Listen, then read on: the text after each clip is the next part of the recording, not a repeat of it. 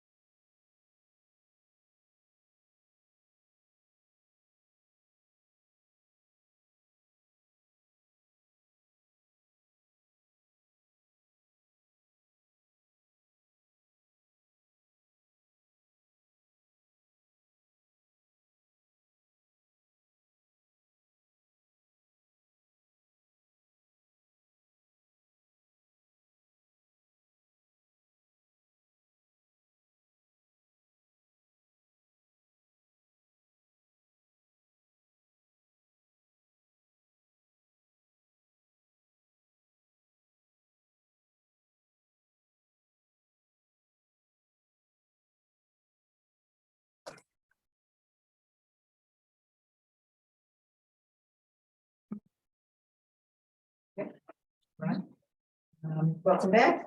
We are continuing the meeting of the Gloucester School Committee.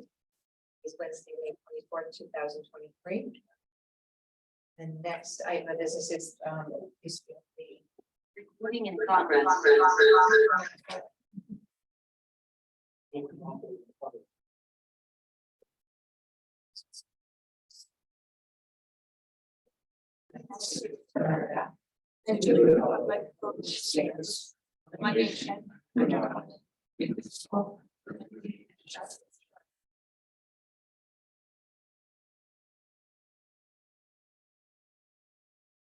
Next, we have oral communications. Yeah, we're calling in on a phone, you can press *9 to request to speak. If you're watching on a computer or device, there's a raise hand button that you can tap or press to request to speak. Please use either of these options or in oral communications to be recognized. Under the rules, the public shall have an opportunity at every regular school committee meeting to be heard under oral communications. Oral communications shall allow any resident who has a request or complaint of any nature relative to the school committee business to appear before the school committee, state their problem without debate, and the matter may be referred to the secretary. People speaking under oral communications shall be limited to 3 minutes each and shall submit a copy of their prepared communication to the recording secretary. If there's anybody in attendance that would like to speak, now is your opportunity. Seeing none. We will, we do not have, as far as I can tell, we have a new group of student advisory council members. Joy Cody is the president, Abigail Lothers is the vice president, Bella Goulart is the secretary, and Emma Smith is the treasurer. But I do not see that they are with us tonight, so they're maybe join some sporting event or whatever end of school year. So they probably will join us next time. Next item is the consent agenda. Does anybody have any items they would like to read? Seeing none. Second. Please. Ms. Watson, Yes. Chairperson Clancy. Yes. Mr. Melvin, Yes. Mr. Minio, Yes. Ms. Prince. Yes. We move on to deliberations on education issues and the superintendent's report. Hello, everyone. Everybody. So a few things to go over. So a couple of items in my report. As we always like to say, public schools, every day matters, every day everybody belongs. We share a few updates from around our schools. Just some examples of belonging and really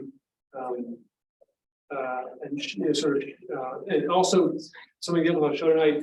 Sort of demonstrating more and more how we continue to return to normal operations and programming all over our schools, especially this time of year with a lot of celebrations, sort of marking of progress. Things may never be exactly the same as they were in our schools and our lives as they were before the pandemic. But tonight I want to share a number of examples of how we continue to move forward. Restarting some work, especially like with cross grades and middle schools that we used to do but had to stop. But also building some new traditions that bring us together to help students from all families and all schools know that they're part of our schools and belong in our schools. So we can start. We continue to bring back regular activities that connect younger and older students. That used to be just sort of. Are you supposed to be presenting? No, it's okay. Oh, okay. No problem. No. Changing up. No problem. Bring back some regular activities that connect older and younger students. That sort of just used to be the regular way of doing things. So, like for example, book buddies at our elementary schools, where you have maybe 4th grade students working with kindergarten students, sharing about the power of books and sharing reading with each other. Some examples from West Parish. So 1st and 5th graders this year work together on the American Symbols play. This is typically a 4th grade endeavor, but the 5th graders had done it when they were in 1st grade, and they remember the lines, and they worked with the 1st graders by teaching them the songs. So then the 5th graders and the 1st graders working together with the American Film Play, which has been a tradition sort of brought back and sort of better than ever in some ways, right? And then another example I saw of that, which was, I may have shared before, but I still love it. I think it was I want to say it was the fifth graders working maybe with the second graders. This is around wit and wisdom. And the fifth graders taught the second graders how to do a Socratic seminar. So, it's a structured conversation where you're sort of discussing ideas. So that was just a great, sort of lesson, or just collaboration between older students and younger students. Some examples from West Parish. So first and fifth graders working, sorry, for Beeman.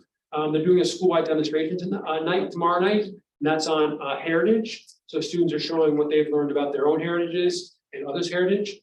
And it's a great way to build connections and demonstrating how students who come from many different backgrounds are all part of the Beeman family. So really focusing on heritage and what brings us together around that.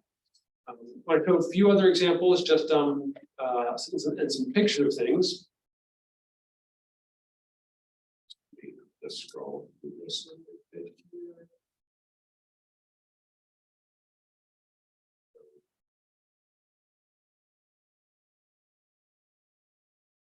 Yep. So one great example of what's happening now is just this is in some ways a new tradition, but solar panels were installed earlier this spring at GHS. So and that was a collaboration between our electrical students and our carpentry students that benefit the auto tech shop. So there are, I think, 14 panels there, and we've cut the ribbon. Actually, the students here cutting the ribbon. It's a gathering of the mayor and our partners from Old Solar and also the building center, and then also from GEF. Got together. Ted Costa, who's on the GEF board and also was representing Senator Bouchard, and also extending thanks to the Representative Marfrante, and then so it was just a great moment where we were able to talk about the collaboration, problem solving, the engaged learning, and also really impacting the community that the learning in our CBT program always provides. With these solar watt panels are a super example of that. So that's bringing folks together and bringing folks together from outside the schools into the schools, and also bring together different programs to support the whole school. These solar panels, when they're not helping to power the auto shop, can also then help power the rest of the school as well. It's not just limited to that area of the campus. It's great. A new sort of celebration is our art show and awards night. And so this is new this year. And so a variety of new things on this one, recognizing our Honor Society members, our GHS art teachers, Helen Duncan, Lorinda Cerruto, and Emily Harney, organized and led the presentations. And they gave out 3 excellence awards in photography to Drew Douglas White, in visual arts to Ali DeCastro, and Maria Morosi in ceramics. And then there are also recognition awards, as you can see here, visual arts, ceramics, and photography as well. So a whole bunch of students just getting recognized for their great work in our first ever excellence in visual arts awards night. Our students do many things and a variety of things. So here's Drew Douglas accepting his excellence photography award on the tennis court after he just finished a match. Emily Harney, photography teacher right there, went out to find him and give him his award, which is great. On the right there is Helen Duncan awarding the Excellence Ceramics Award to Marissa Morosi. And then still down there, both in the space but also in the hallway, are a lot of the students' work, really fabulous work. You see Ali DeCastro, the acrylic painting on the right, and then some of the displays there. Also displays of the ceramics. On the right, there are some works by Marissa Morosi and Annika Nyborg. And on the left, they also identified the sort of award winners or first place in the photography show. So you see one of the photos there with its blue ribbon. Break dancer that was in the streets of New York when they took it to New York City. So just excellent visual arts in so many ways.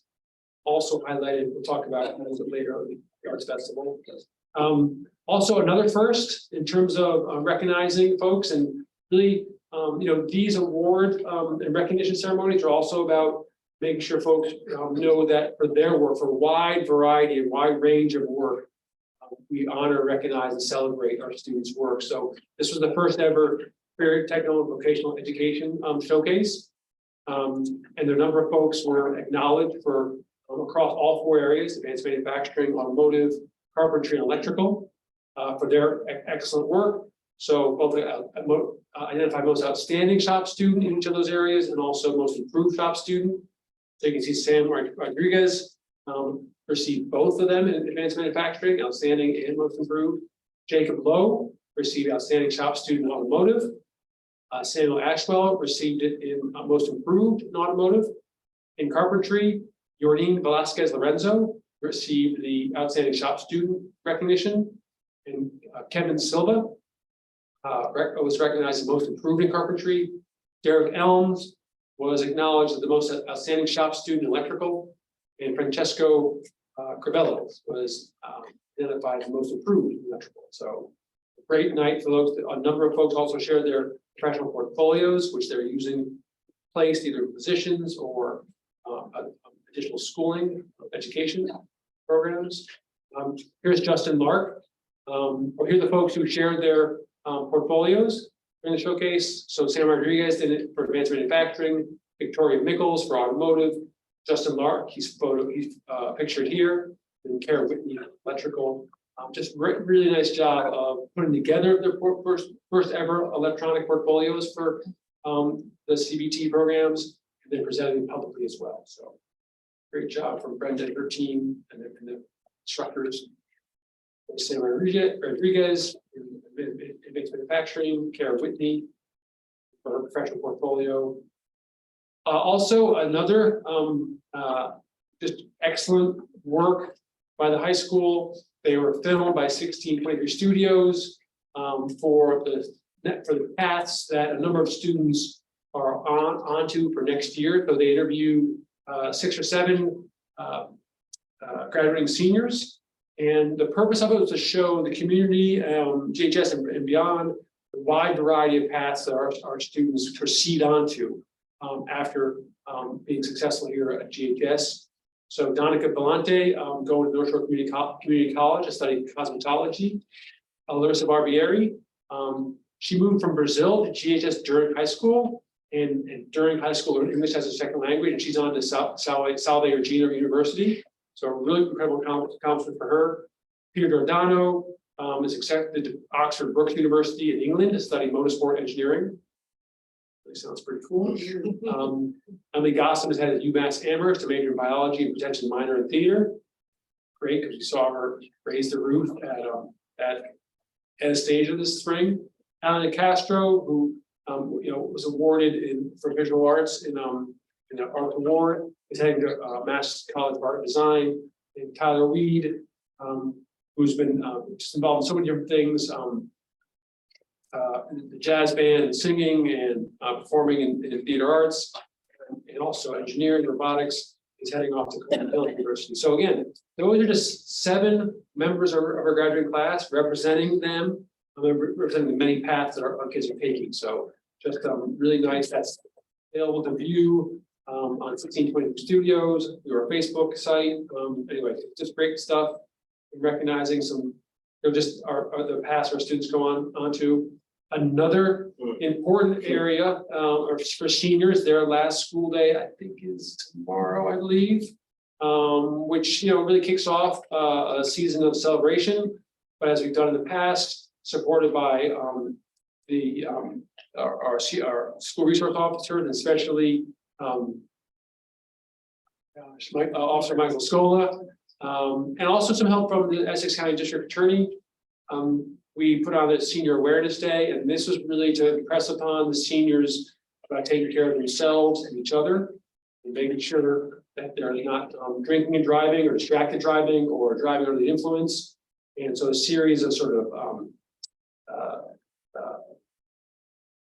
And it's what I'm looking for. Activities, including the pedal go-kart on the left, wearing goggles that simulate driving under the influence. Simulation for a rollover and showing the importance of wearing seatbelts. And then also DA Paul Tucker spoke, I spoke, and my message to the students was really about, listen, we love you so much. Your teachers, your staff, your classmates, your families care deeply about you. We want to make sure that after having such a successful high school career, that you're with us all the way through graduation and beyond, and you can continue to really proceed and celebrate, but also then continue to build your lives. And we're very open with them about not only the risks of driving while under the influence, or driving too much speed, or distracted driving, but also talk to them about how every year across Massachusetts there are some students seniors don't get to the celebrations because they have fatal accidents. And so we want to be clear with them, but also positive. You can see some other photos here.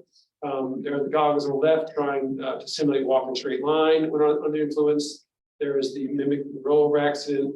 But there's also on the right hand side, we had a barbecue for them, and there was Officer Mike Scola and his father, also at the grill there. So good morning, good lunchtime with the seniors there. More celebrations and more coming together. As I said before, more of the regular things we always do and even better. This is the middle school jazz band and the GHS jazz band playing at Shaylin Lou. It was last week.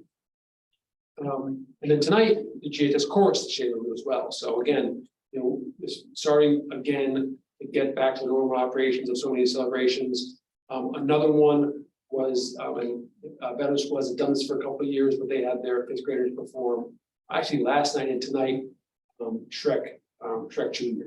So there is the ensemble of misfit fairy tale characters on the left. There's Donkey and Shrek and Fiona. I was there last night and saw it. It was very fun, very well done, and a great final performance for the fifth graders at Veterans Schools. So, and then of course Ivy, the very determined dog. So another piece that we're doing more was our assemblies and large gatherings, which is great. So Ivy, who's a French bulldog, who is in a wheelchair because she lost the use of two back legs, and it's I think quite an internet sensation. The PTO I think was helped to bring Ivy to East Gloucester with a very important message around being determined and resilient, seeing through difficult times, and so the students had a lot of fun meeting Ivy and seeing Ivy do what she does best, which is get around and have fun and be a happy, playful dog. And then another thing, getting back to things we haven't done for a while, thanks to GF and our art teachers, music teachers from across the district, got back to the Washington Student Art Festival 2 weekends ago. You see the fifth grade band playing Eye of the Tiger at Cape May Museum. Our school students sing some melodies right there. Lots of art from all of our schools, arts and performing and music, and just great coming together across the community. We haven't done for I think 3 years now. So another turning to normal great operations. And that was a great coming together of our students around. And then the last one, a couple of appreciations. First, thanks to the PTOs and parents and guardians from across the district to celebrate our and acknowledge Teacher Appreciation Week. Once again, providing Whoopie Wagon, which is fantastic. We understand it's not very nutritious. We get that. That's pretty fun and pretty yummy. That. And the last thing, appreciating Pete Sutera, who was earned the National Association of School Resource Officers Officer of the Year, SR School Resource Officer of the Year. Obviously, Pete Sutera works with our whole team, Officer Parity, Officer Scola, do great work in our schools. And one of the things that Officer Sutera has been involved in and helped to lead along with other folks is our SRO gaming program. Volunteering, he of course is ACES, human, and then also starting Youth Anglers program, which police officers take student fishing trips. So there's another acknowledgement of the great work happening in our district. So just wanted to bring forward, there's so much good stuff going on in our schools. This is just scratching the surface, but really want to acknowledge the effort to recognize our students from so many wide variety of things and recognize how we're continuing to develop that sense of community and belonging through our sort of regular and returning events and traditions. So I'm going to do this next. I think it should be pretty quick. Then we'll get to the heart of the matter, which is Old Bailey and their school food. So, but trying to be quick on this. This is really just an update on the process. My goals are here just for remember them all. And then, but really just tonight to give you folks, give the school committee and members of the public my evaluation timeline. So we're just reviewing the evaluation timeline tonight. It's on you and also in your packets. June 5th, so just a little more than a week, about a week and a half, I'll provide you with goals and evidence and the evaluation rubric to the school committee members. You'll get about a week or so to review that. And complete the evaluation rubric, which you submit to the chair. The chair then writes up sort of a summary of all of that. By June 21st, shares that with all of you, and then that's discussed at your last regular school committee meeting of this school year, June 28th. That's where you evaluate my work publicly. So people can tune in if you would like for that, or you can just continue to enjoy your summer. But no, in all seriousness, that's an important night. Many ways for me to get feedback from the school committee, and I'm very grateful about my job. So, any questions about the timeline? So what are those timelines? We'll have a check in on June 14th just to make sure the committee has any questions about the process, about how things are going, which are next week. All right, now I can show the slides, but I want to introduce Ms. Lynn Beatty, our curriculum coordinator at the middle school, Kate Robertson, and assistant principal Jeff Justino. They're going to go through and present to you an overview of the school improvement plan for middle school. Thanks for having us, everyone. It's really great to be here to present this improvement plan.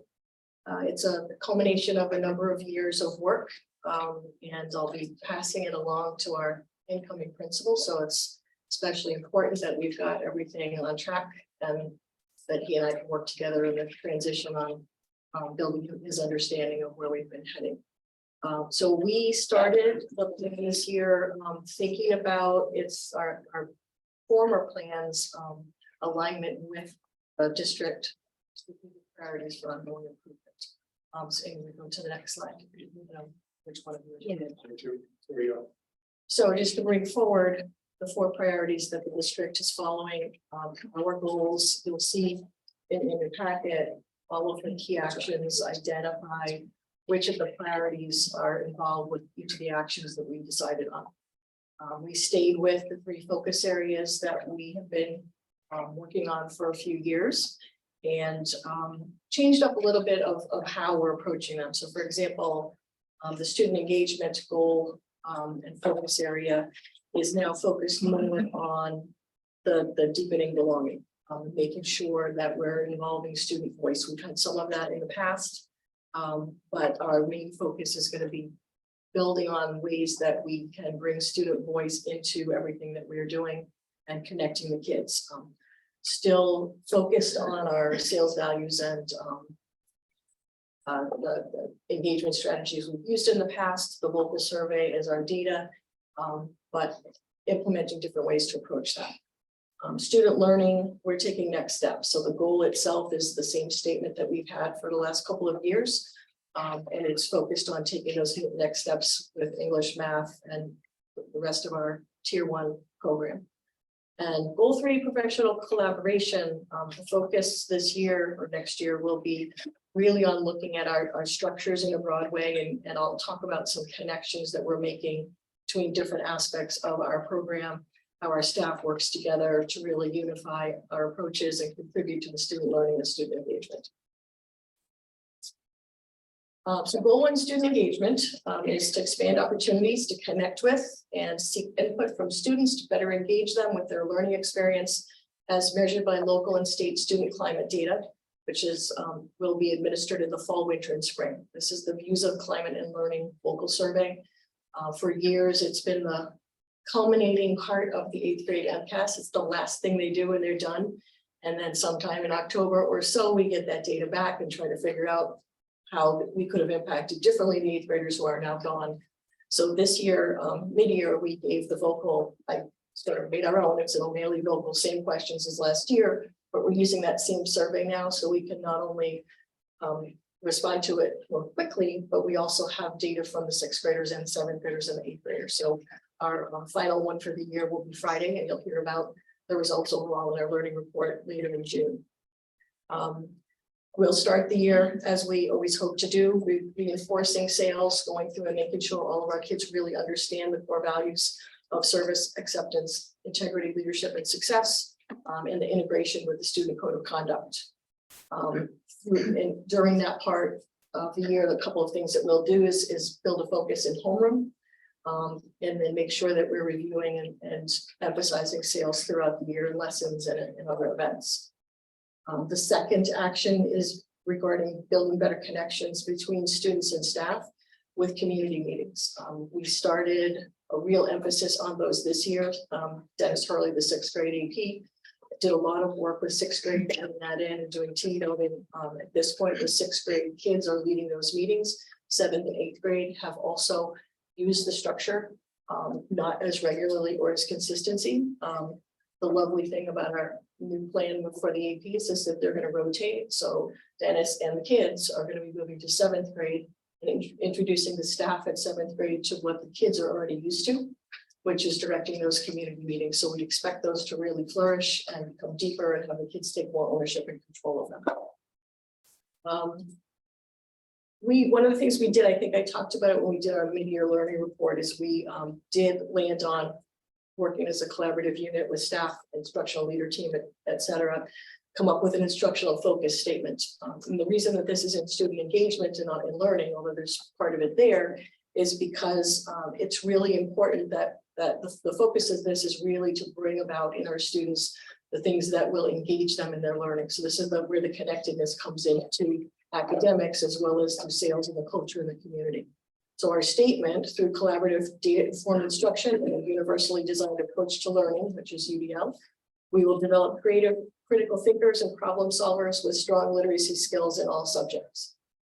And when the staff looked at this, it was really important that we captured the aspects, not just of literacy, but also of our amazing science center. So not just in the science center, but throughout the school, we want to make sure that we're focused on helping kids develop a deep understanding and connection. And there are several look-fors that we'll be focused on. So within the classrooms, the expectation is that lesson plans will include collaboration, student voice and choice, critical and creative thinking, problem solving, practicing, reading, writing, speaking, and literacy. So those are the look-fors that kids will become familiar with, that they should anticipate spending time with in their classrooms. The opportunities that we've had, and I'll talk about these on June 21st, but we've I think really done a good job increasing opportunities for kids to share their perspectives and feedback. So we want to continue the structures that solicit their voice with, whether it's sales council, homerooms, discussion prompts, focus groups, advisory topics, surveys. We want to increase, continue the work we started this year and really build that. The sales council of the student reps will be involved in planning and executing actions in the school. They've done some of that, and we really want to bring them into the forefront of. There are a couple of initiatives that we're bringing in that we hope sales council will be an integral part of, and then continuing to solicit student feedback on curriculum.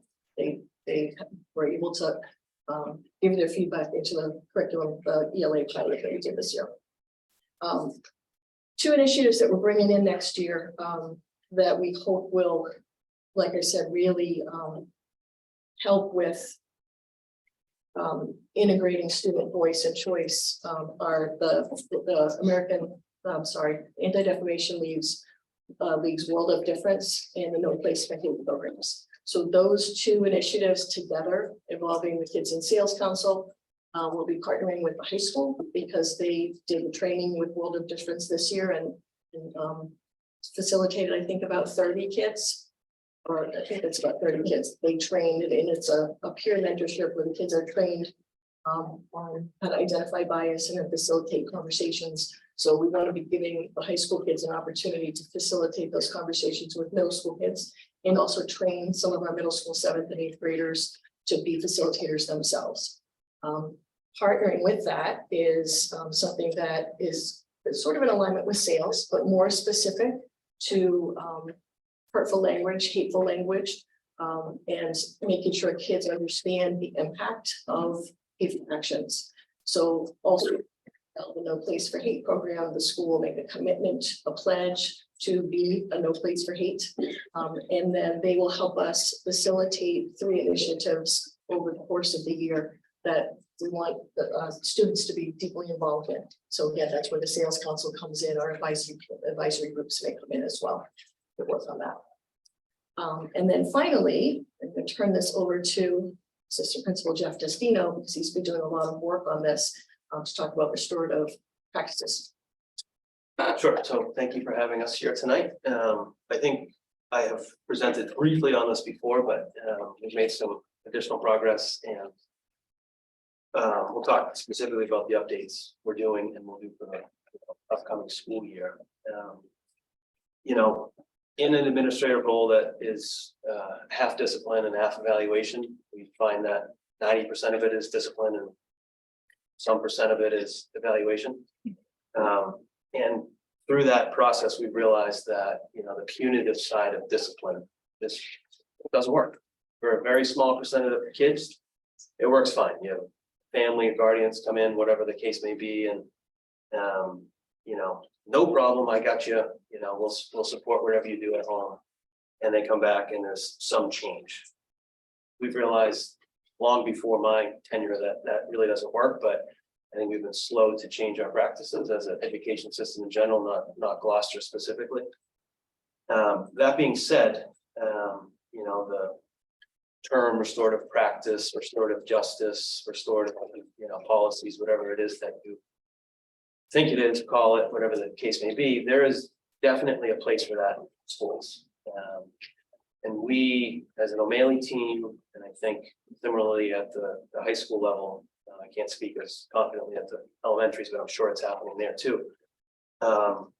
We realize that, you know, kids are going to make mistakes, and unless we give them an opportunity to learn and some education, provide them an experience to, or a platform to, you know, say, hey, this is what I did, this is why I did it.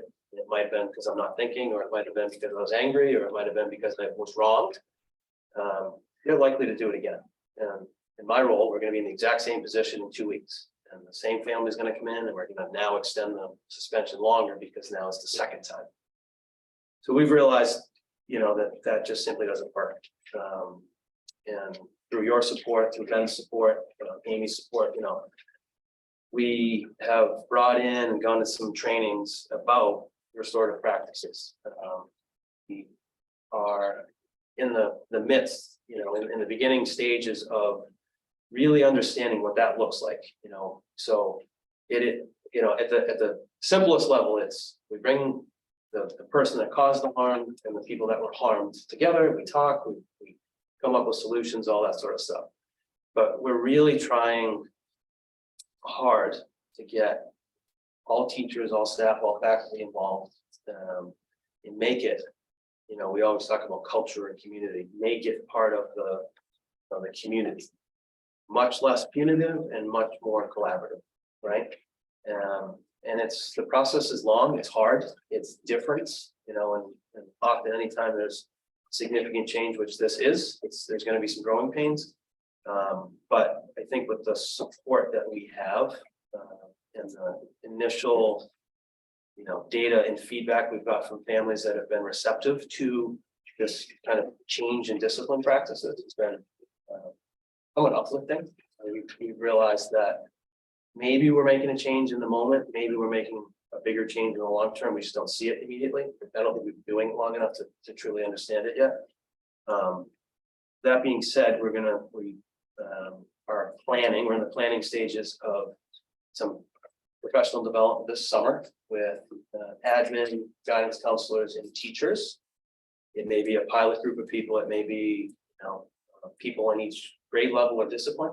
We haven't really vetted that out yet, to be trained with some people that are experts in the field that have been doing this for a long time. So that come September or October, or, whenever it is that we really are, hopefully getting this thing really off the ground, that we're doing it well. Because my personal fear is that, there's some of us that are doing it and believe in it. And then there's others that are thinking the punitive piece is still really important. And there's gonna be a clash and there's gonna be tension, and the punitive piece is gonna win. The leverage point that we have is, there's 2 points. We have an incredibly supportive central office. I think the people up, staff at central office and the administration of the schools are supportive of this practice because it keeps kids in school, right? And I don't think I can overemphasize that, right? With our PACE program here at the high school, or at O'Malley in the high school, and our policies that have evolved with in-school suspension, really keeping kids in school, even if there is a consequence, I think is paramount. That being said, the better we can do with this, I think, the more ground we're gonna grab from it, and I think that I do think it's better for our kids. And I think that through the trainings and through the things that we've worked on, having student voice and choice, having surveys and all that sort of stuff to make kids feel more part of the process. Not by any means am I saying that they're deciding the discipline, the consequence. They're not. But I do think that there's a growing piece that kids need to be part of the restorative side, the start of righting the wrong. Thank you for that, Jeff, and I think it's really important. I do share your concern about kind of a double-edged sword. I mean, it could, there's people that don't believe in this type of stuff or that are a little bit leery of it. And my biggest fear is that there's going to be a slip up in the process. We go to this restorative justice practices, and all of a sudden it doesn't work, and you have a kid that maybe is inflicting damage on the same kid. And what is the, I guess what I'm asking is, how are we evaluating the process to say, hey, or evaluating individuals to say, hey, this seems to be working. Safeguards in place for that type of thing. Sure. I think that's a fantastic question. So November 8th, which was a really great time to change the suspension laws. Yeah. The state changed this, Massachusetts law, changed the laws. So 37 8 3/4 is basically school rule violations. So kind of the things I'm talking about.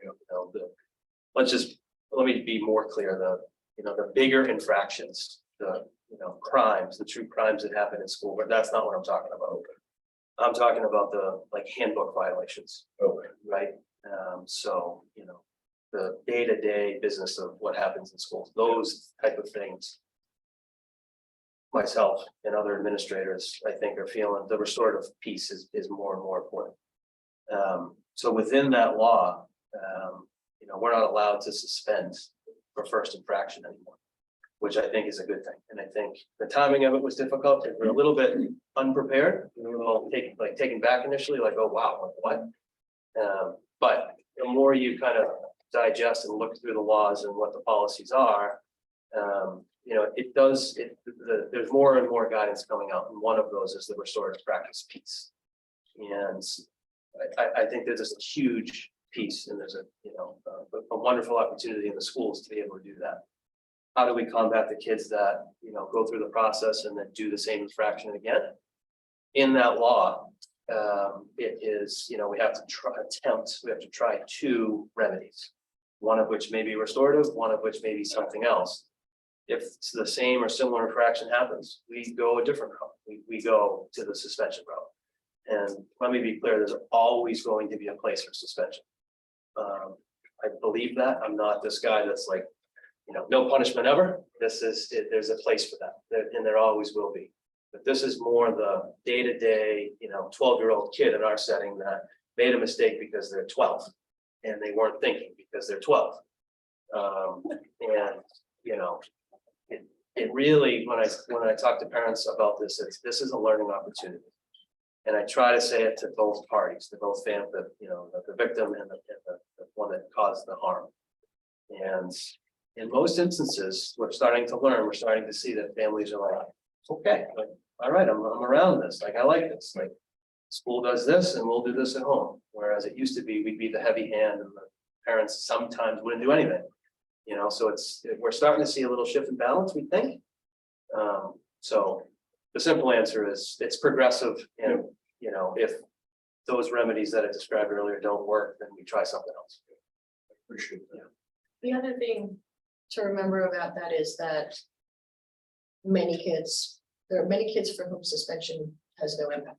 They are just as happy to be out of school or even in school suspension. So I think, and the same kinds of things that you're worried about could, and sometimes are part of the situation when a kid gets suspended. So there's retaliation. So the opportunity to reduce retaliation decreases when you've got to face that person and you have a conversation with them and you get to know them a little bit. You're less likely to go after that person as opposed to who got suspended and I'm gonna go after. So, there may be some, there's some now. I don't necessarily see it different, definitely the better odds of decreasing these different practices of the relationship.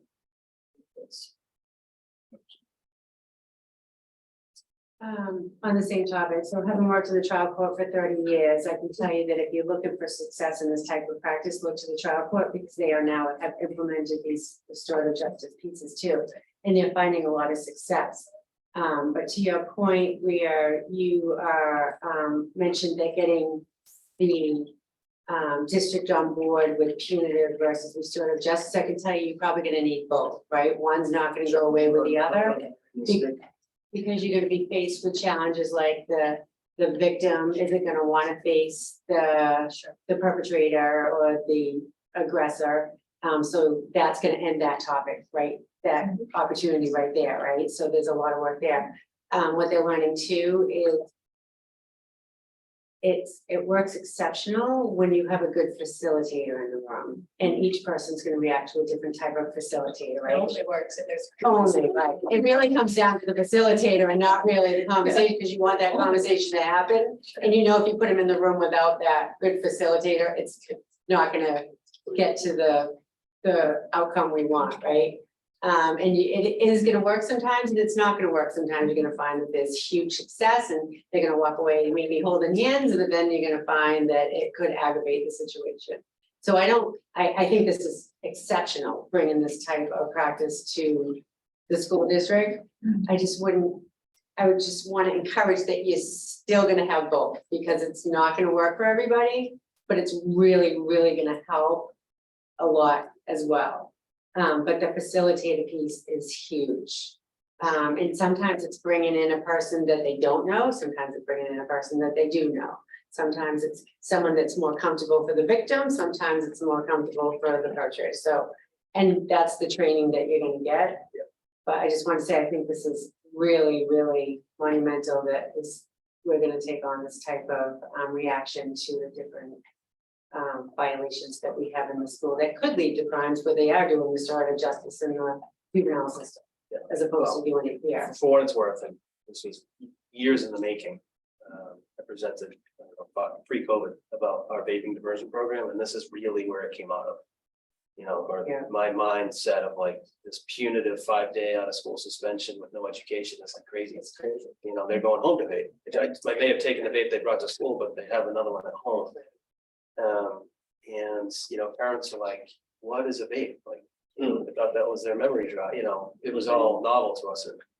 So it really made us be thoughtful about the disciplinary thing. And I hope it's clear that we are very supportive of both the punitive at times as necessary suspension piece, because it's necessary, but also the restorative when appropriate. But does punitive mean suspension, right? Can't punitive mean, okay, so if you don't want to have this conversation, write an I'm sorry letter, right? Tell. Maybe that's part of not suspending someone. You want to keep the kids in school, that's the goal, right? So Yeah, they're- have them in It school. does, with but something. 37 H 3/4, that's made it Yeah, a little different, yes. No, I The state of understand. simple answer is yes. yeah. It's gonna be different. Anyway, I'm very appreciative that this is happening here, right, for this age group especially, with the behavioral issues. I just one other question for you guys, because I'm always sort of thinking about the golden thread between all of the schools. Is this happening at the elementary school level? Yes, it's on the. Yes. And there is a real focus next year on different types of discipline throughout the whole district. Restorative practice, and restorative justice, but also collaborative problem solving for you into as well. So same idea, it's how to fill the skill set that's missing, and that will be K-12. So, yeah. Yeah, I mean, I look at this as like, how do you be a better human, right? And so the sooner we start this, the better, right? It Yes. makes your job easier if the kids understand the process, kindergarten, all the way through high school. And have it be very similar. At the elementary level, it looks, I mean, the principals are involved too, but a lot of the clinical staff are working on this type of stuff, because they're working with younger students and helping them think about it. For this restorative session, restorative justice session, you have two kids in the room. Maybe you have a facilitator, like they were suggesting. That's definitely a facility. Yeah. We don't just shut the door. Are we teaching kids how to properly apologize in this That's effort? huge. That's It's a skill, part of it. it's a skill. Usually our guidance staff is very involved in any of these kinds of situations, and that's one of the things that they will do is coach both kids on what it is they need to do, whether it was the person who caused the harm or the person who received the harm. What do you expect to get out of this conversation? How are you gonna conduct yourself? What is it that you need to say? What is it that you want heard? Yeah, sometimes it goes both ways too. Sometimes you have to, even if you're the victim, sometimes you have to admit some fault. Yes. And that helps whoever the bigger offender might be. So, I mean, I don't know. And that's another big important thing to make, which leads up to that, we can also offer help. Be given, in a genuine way. Is just understanding the impact, Yeah, so understanding if I do something, it's something to Amy. But understand her ability, and if it's something that helps us, for them to express the impact, pain or otherwise, that it caused.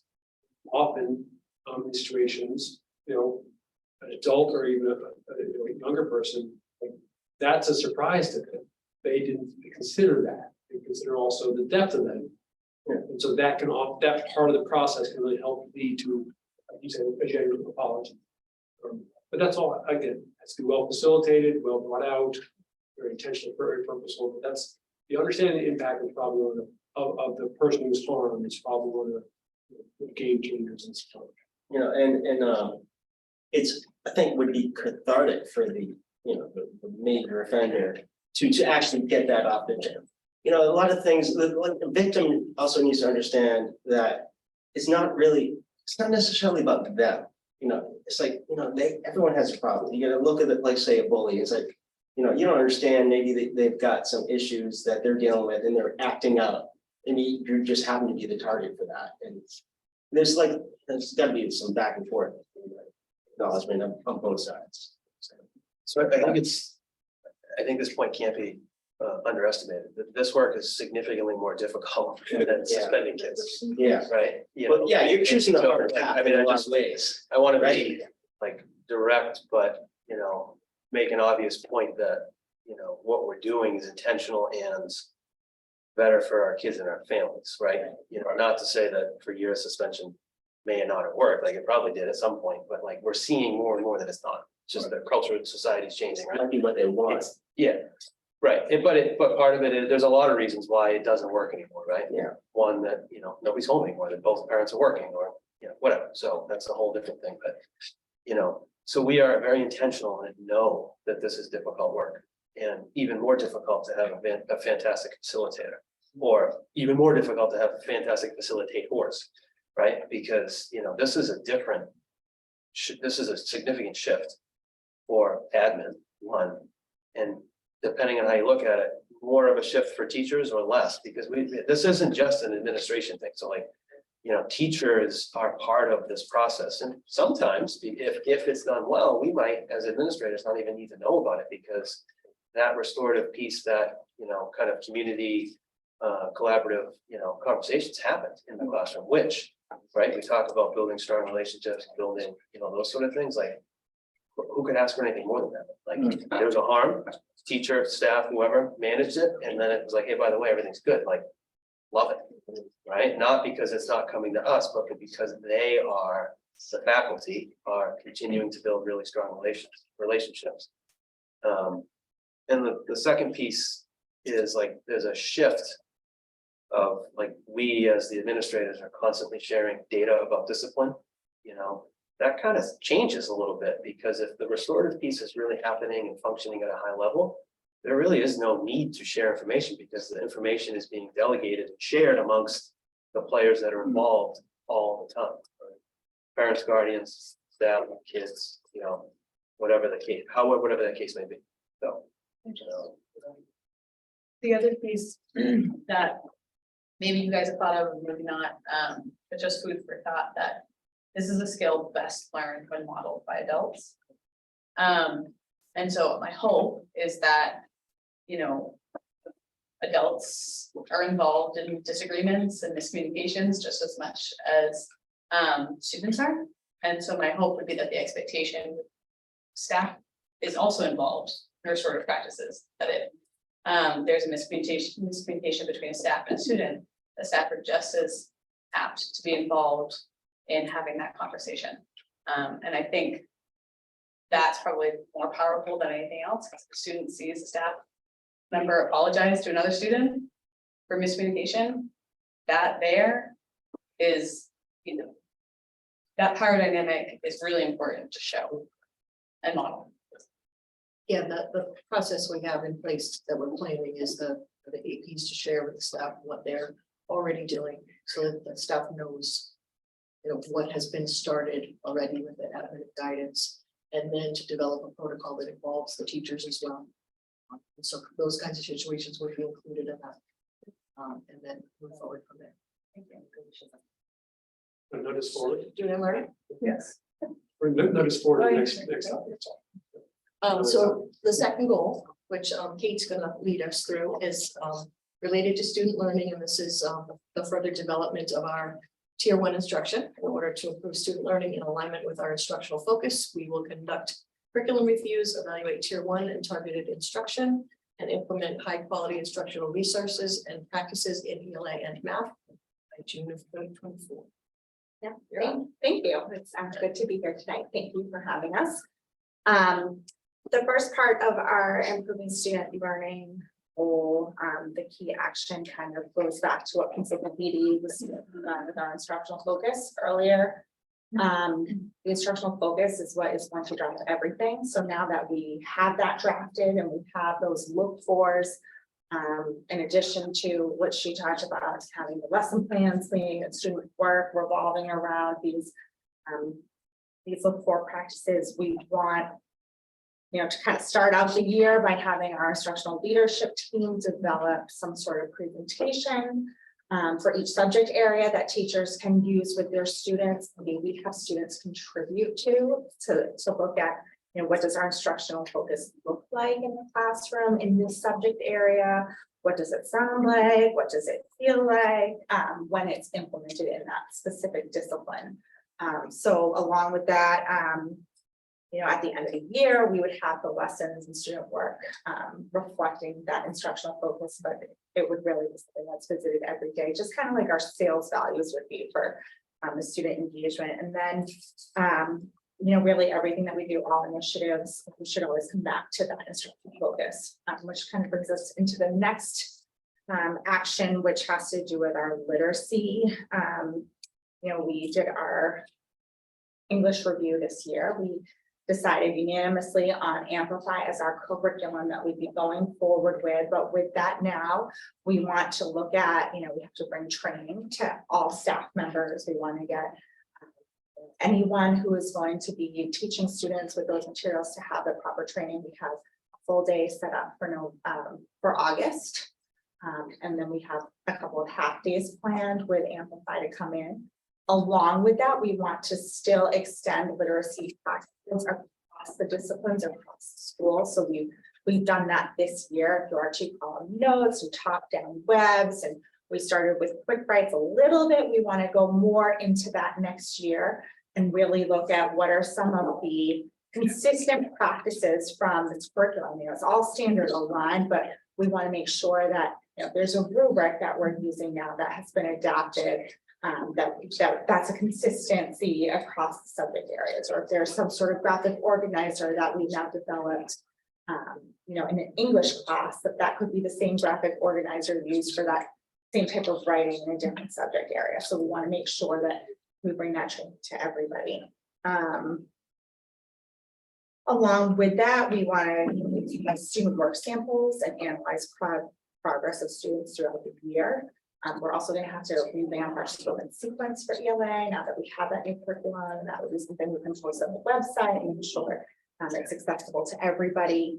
And then by May, 80% of students will show improvement in writing as measured by a writing rubric. So that's kind of where we're headed with that. And then we're excited about bringing the same process for curriculum review to math. We're just finishing up our curriculum review year 1, where we've investigated different curricular materials. We first, you know, we had our school instructional focus, but then came up with an instructional focus for teaching mathematics that falls under that school instructional focus. And then with that focus, we came up with our priorities as a school, what our non-negotiables were. We went through all sorts of high curricular materials or high quality curriculum materials that are on Curate through the Department of Education, as well as Ed Reports. And we selected 6 that we've been going through this year. Teachers have been doing little demo lessons. We've been, you know, watching, you know, promotional videos. The goal is to select 2 programs to pilot in the fall, and then make a decision with student input and community input by the Thanksgiving, right around there. The timeline is adjustable depending on dates, but you know, we had some success, a lot of success with our English review this year. And so our hope is to mirror that same process next year at the middle school with math. And then another exciting new thing with our tier 1 curriculum. And when we talk about MTSS, the idea is that we want to strengthen the tier 1 instruction is the instruction that every student receives in the school. We were looking at the vocal data. This kind of connects back to student engagement, but the social emotional learning is a huge piece. So we put in place the intervention classes and things for math and for literacy to address sort of that next tier. So the kids, you know, all right, they have that tier 1 instruction, you know, now we're getting that strong instruction in place. They might need like a little extra, you know, we call it the extra scoop for literacy and math. We're implementing a social emotional learning class next year for tier 1, all grade levels. This would be part of the specialist block. So students in 6, 7, and 8 will go in their specialist cycle 1 term, and they'll have this good, strong tier 1 instruction. We piloted the Trails curriculum this year, so that's what we're planning on using for this class. Once we have the first year done, everyone in the school will have had that tier 1 instruction, and we'll continue to deliver the tier 1. Every 6th grader gets that instruction, and when they first enter, the kids in 7th and 8th grade will go sort of as like a tier 2. Like we currently do for literacy and math. And so, you know, that's kind of like a 2-year thing, but by next year, every child will have social. What do you call it? Class. That's a good question. Right now, it's called social emotional learning. We need a name. Something catchy and fun. Originally, it was called Larry, because we had this fictitious teacher that was going to do it, and we just named it Larry. Ben didn't like that name. So. You're supposed to share publicly. Sorry. Have it. So we're back to things, these. So, yeah, it does mean that's more engaging than social. So parents understand what it's Yeah, about. exactly. I'll say it again. You first spoke about getting feedback from the kids and doing it first thing in the fall. Do you think it would be beneficial to capture some comments from the class that's going out? Feedback for what? For the social emotional, or for the No, math, what did you mention Or first? or for the instructional focus? Yes, Okay, because I'm just thinking that That's a great the idea, older kids actually. are more willing to speak and they know, oh, that's behind me, Yeah. this is what I suggest, as opposed to looking at kids that are coming in like, what do you want us to do? You know what I mean? that's actually So, a really no, great idea. Just like, take the approach, oh, you're gonna help the kids to help us improve with the kids that are coming up. I just thought maybe that came to my mind that you might get a better response because the kids are older. They're thinking, they're going to high school, they're smarter now, they might understand the whole It might be a concept nice better. prompt for closing up the year, where a lot of times teachers will ask kids to write a letter to next year's class and things like that. The years just running. away. I know, there's not many days That's a left, great I'm just thinking there might be some good information there.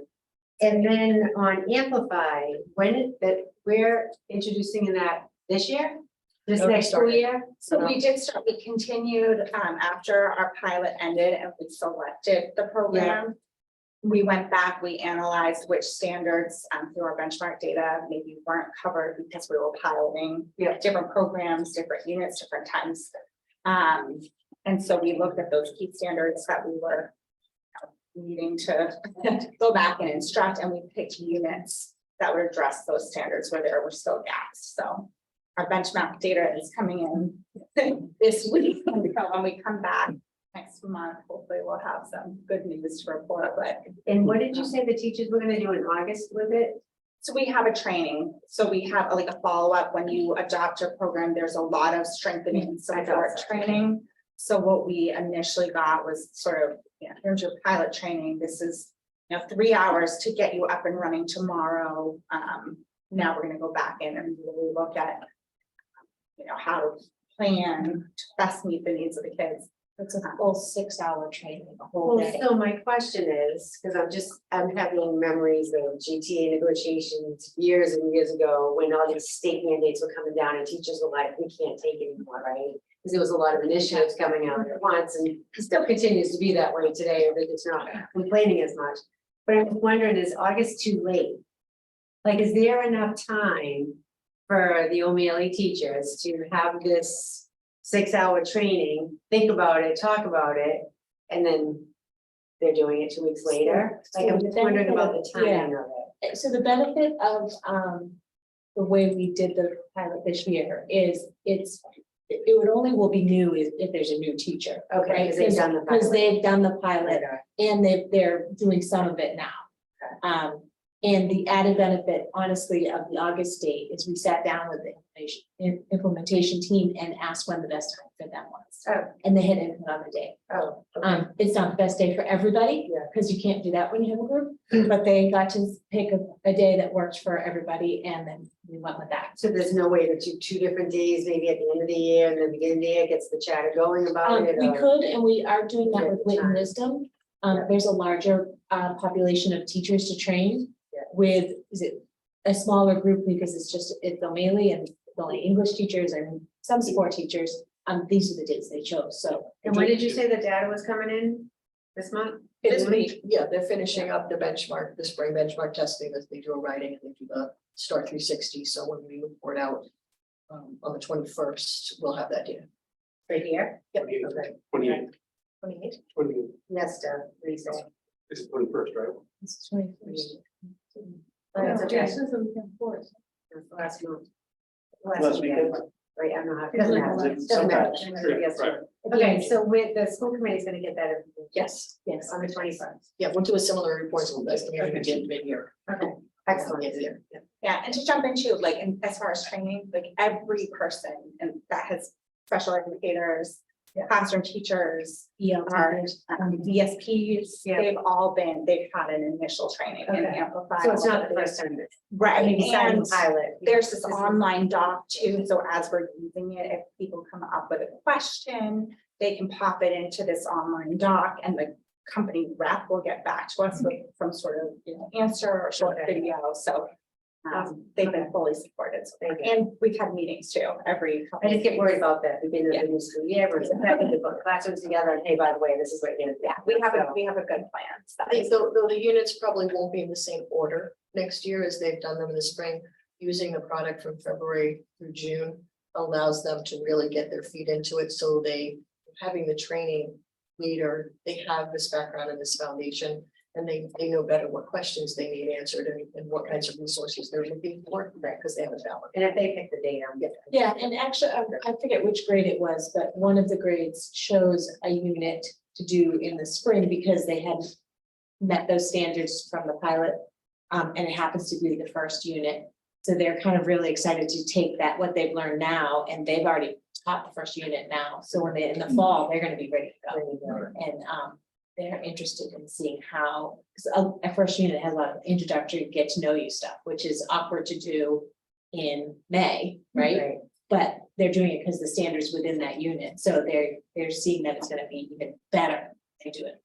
And then very quickly, when do you intend to implement the pilot, the two math programs? At the latest around Thanksgiving. So. Oh, you mean the pilot? Before that, No. start. So Yeah. pilot before and then decide and then implement? Yeah, So Yes. you have, Similar timeline as we did with English, well, not the similar in terms of it's gonna be shorter. Yeah. okay. than Different English. people, so math teachers don't teach English, right? Oh, yeah. And so right now we're at 6 math that we're looking at by June 7th. We're gonna try to be down to 2. Okay. And our goal in the fall is to do 1 unit, chapter, module, or whatever the program uses of each of the 2. And then we just come together to meet. And then, and of course, we'll do the pilot training for both. And then once we choose one, we'll do the full training, whether it be in the middle of the year or how we support them to get to it. We'll work that out depending on what we choose. exciting, lots of good stuff going on. Thank you. Is Smart. one last area? What's that? One last area? One last. Third goal, yes, professional collaboration. So this has changed up a little bit. We're looking at structures. And we want to make sure those structures support what we're doing for instruction of academics and social emotional learning to better address student needs. So the first thing that we did, and I may have talked about this in a previous meeting, we're blending and creating partnership services from our 2 separate behavioral programs. So our Custom House and our Student Support Center are going to become a suite of services, all partnership services. And that does a couple of things. It blends all of a lot of times the kids who are in either of those service groups switch. Sometimes their behaviors are external, and then as they go through, whether it's hormonal or developmental, they turn internal or vice versa. So rather than having those 2 things siloed and students having to learn a whole new set of staff or having to straddle a fence, having that suite of services together with 2 liaisons and 5 educational support professionals together, aligned with a school adjustment counselor at each grade level.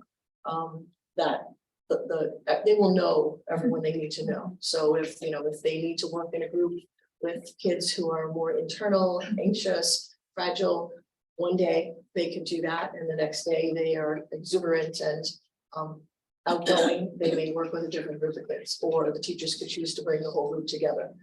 So they're working with those people for the academic support group. That will be the partnership skill support.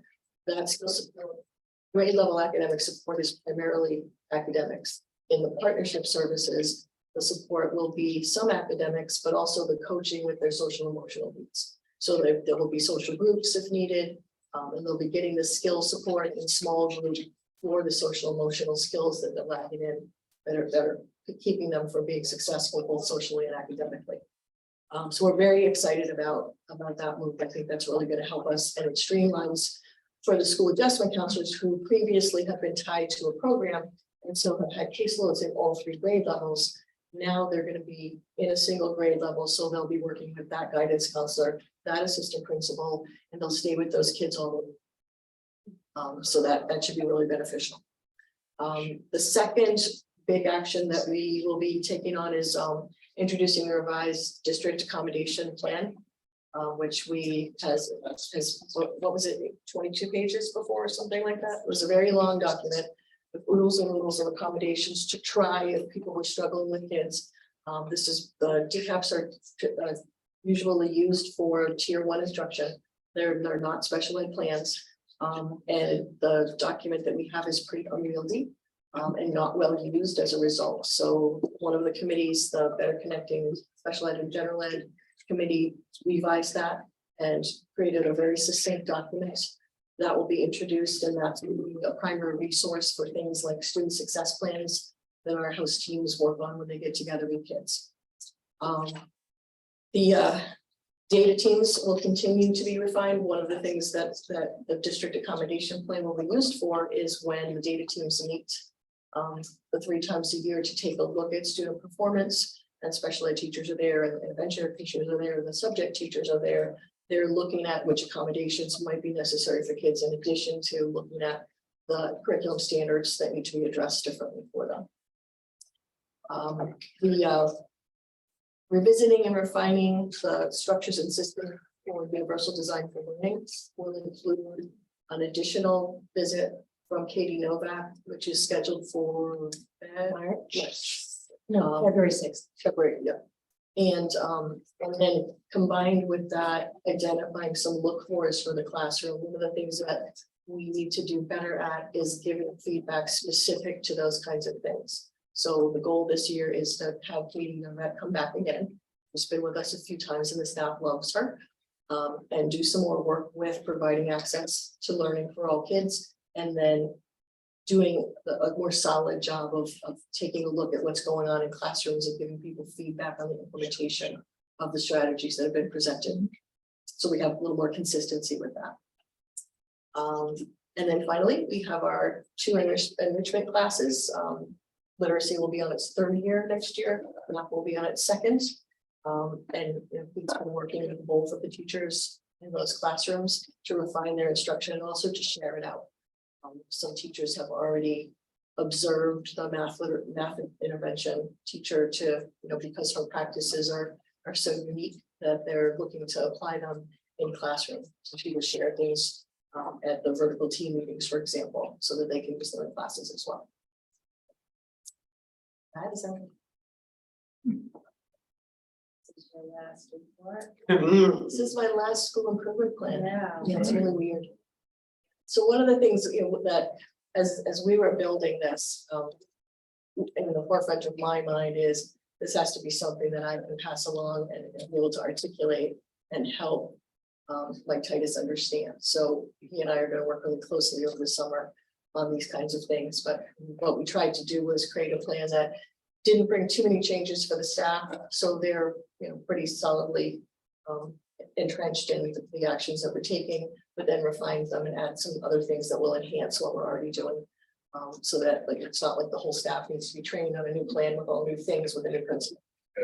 Hopefully we did a good job with that. The transition will be smooth because of it. I'm glad you pointed that out, because that was my question for you, is how's that transition been going? Everything I've been doing for the last couple months is having in mind that I need to pass off to somebody. I'm pretty proud of the work we've done over the last few years and hope that it can continue. I have confidence that Mike's going to be able to do that. So my job right now is to make sure that he has this office landing health and that he can really start off strong. Thank you. What's that? I said thank you for all the work. Oh, Right. thank you. It's been great. Yeah, we definitely appreciate it. When is he getting his feet wet, Titus? He starts July 17th. Okay. But also he's already, Lynn and Chad's already working. We're already working, yeah. He's involved in hiring, some key positions. And then they'll work together as you know, all summer long. So hiring schedule, all of these transition on all speed. So we have a good transition plan in place and also working by a mentor program as well. So we're already working together. And he was at a PTO meeting, was it last week? Yeah, he came last week. We did for the first time, we did a PTO forum for fifth grade parents. We did one in the morning and one in the evening. And he came both for the PTO meeting and for the parent forum. For that, he's coming to visit on Tuesday for the day. And we're continuing, we talk frequently, so. Thank you very much. Can I just ask what a UTL is? Yeah, UDL is Universal Design for Learning. It's a model that provides engagement, access, and variation of product for kids. So it involves a lot of voice and choice and gives kids some flexibility in how they get into curriculum.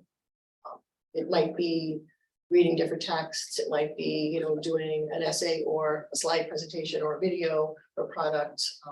The way they interact with materials varies as well. Yeah, so something, with something to be passionate with, for instance.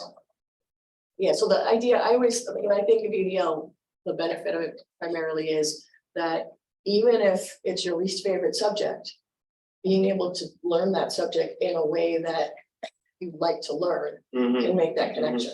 So that's a very small piece of where the benefit comes in, something like Universal design, what? Universal Design for Learning. And we've been working over the last several years with Katie Novak, who's one of the gurus with UDL. Sort of wrap up, okay? Sure, go ahead. So first of all, thank you, Jeff, thank you, Kim, thank you, Lynn, for all the work, and all the work you're representing. As you hear me say again and again, really, now, I'm more confident with providing support, and have the leadership in place, and also traditional leadership too, obviously. And the support that really needs to do the work that we've been doing at middle and elementary and high school for a long time. And you're seeing that. One thing I'd point out in terms of just to add to what I said before about that support is around curriculum, instruction, collaboration, understanding student learning data, important practices. But the other piece that's really important, which is really the way we do business around here, is that the teachers are involved in the piloting and decision making, the collaboration. I mean, it's really some stuff that they're really leading, finding value, working together on. Then also, as you heard tonight, is more and more engaging students in really important work around curriculum, around leading the school, around making decisions, around being helping the form community. So those two pieces of involvement are crucial. So it's the right way to do things, and it's the right way to do things for the long term. So that's how the team's thinking us long term. So thank you. I will entertain a motion to approve the O'Malley School Improvement Plan. Second. Any discussion? Well done. A lot of good work. We have roll call. What's that? Looking forward to June 28th, the report for the. We are too. Roll call vote, Ryan, please. Ms. Watson? Yes. Chairperson Clancy? Yes. Mr. Melvin? Yes. Mr. Minio? Yes. Yes. Thank you. Thank you all very much.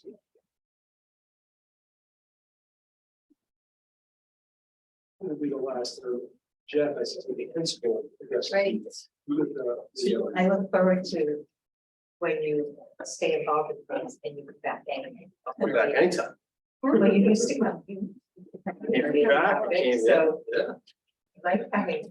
So, 8th grade civics, for those of you that don't know, next What is year. it? 8th grade civics, which if you didn't see my passion with restorative justice, I think you see why. It might be a good fit, Yeah. For next one. so, among other things, but yeah. You're a good fit anyway. Yeah. Thank you. Looking forward. I hope it Thanks for the changes. support. Balance. Happy and stuff. Yeah. We've enjoyed having. Thank you. Hey, we're gonna move to the budget. We're going to the budget and I will say what I should have said at the beginning. The mayor could not be here tonight because there's a city meeting on the creek. Good Harbor. So we did send his. Good job, guys. That's for not being here, and I did not want that to why he's not. It wasn't interested in budget.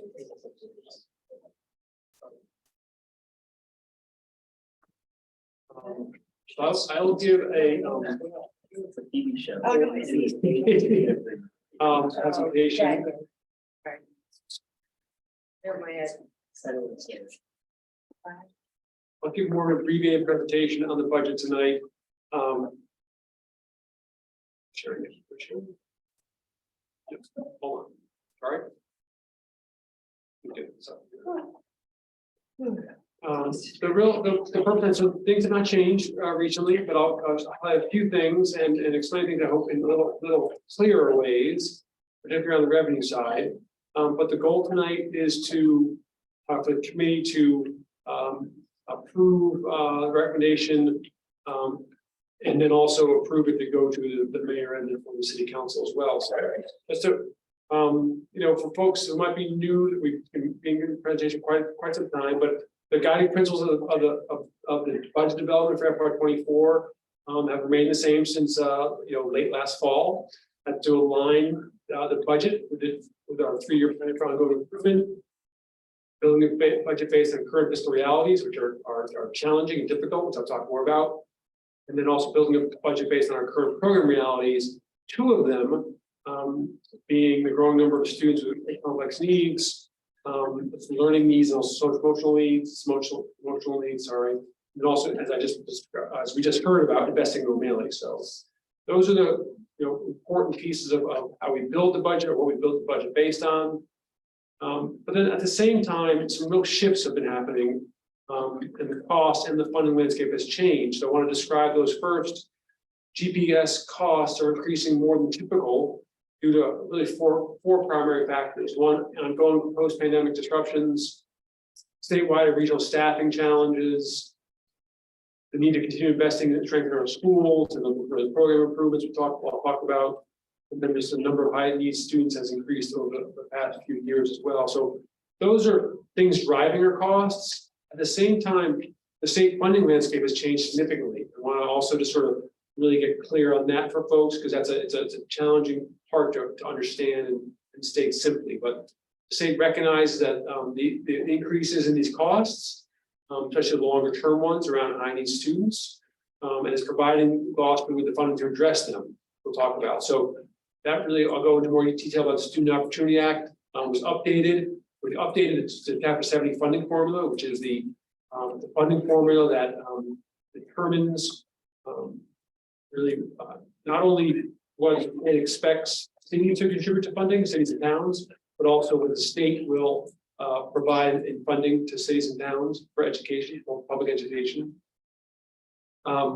Between FY23, so it's current last year's funding cycle for this year, and also the upcoming year, state funding for public schools in Gloucester has increased dramatically. Talk about that. And then at this point, the student schools are not fully benefiting from the funding increase, but we hope we will be. So just to go into more, to talk about that landscape in a little more detail tonight, but not as much as we have been. I'll just show you this and describe a few things. So in our increase in significant complex needs that exceeding the capacity or profile of our current special education program. So the pandemic has certainly exacerbated a number of things, and those impacts continue to be felt in families and schools in our communities. In one particular area, it's impacting us our student needs, and we're seeing special education needs that we haven't before, or haven't to the extent that we have before. In some cases, that means we have to sort of develop our programs within house, which means training, but also need to identify placements that are more appropriate for some of our students outside of our district as well. Those numbers are increasing. They have this year, and we expect them to increase next year as well. We continue to see an increase in emotional behavioral needs related to the pandemic. This is not happening just in Gloucester, across the Commonwealth. No matter if we talk to other high schools or the superintendents, the districts, if you talk to social service agencies or public safety departments, definitely seeing higher needs across the board in sort of emotional behavioral needs. And those have real costs in our district, whether that's digital support, digital services, or in some cases outside placements as well.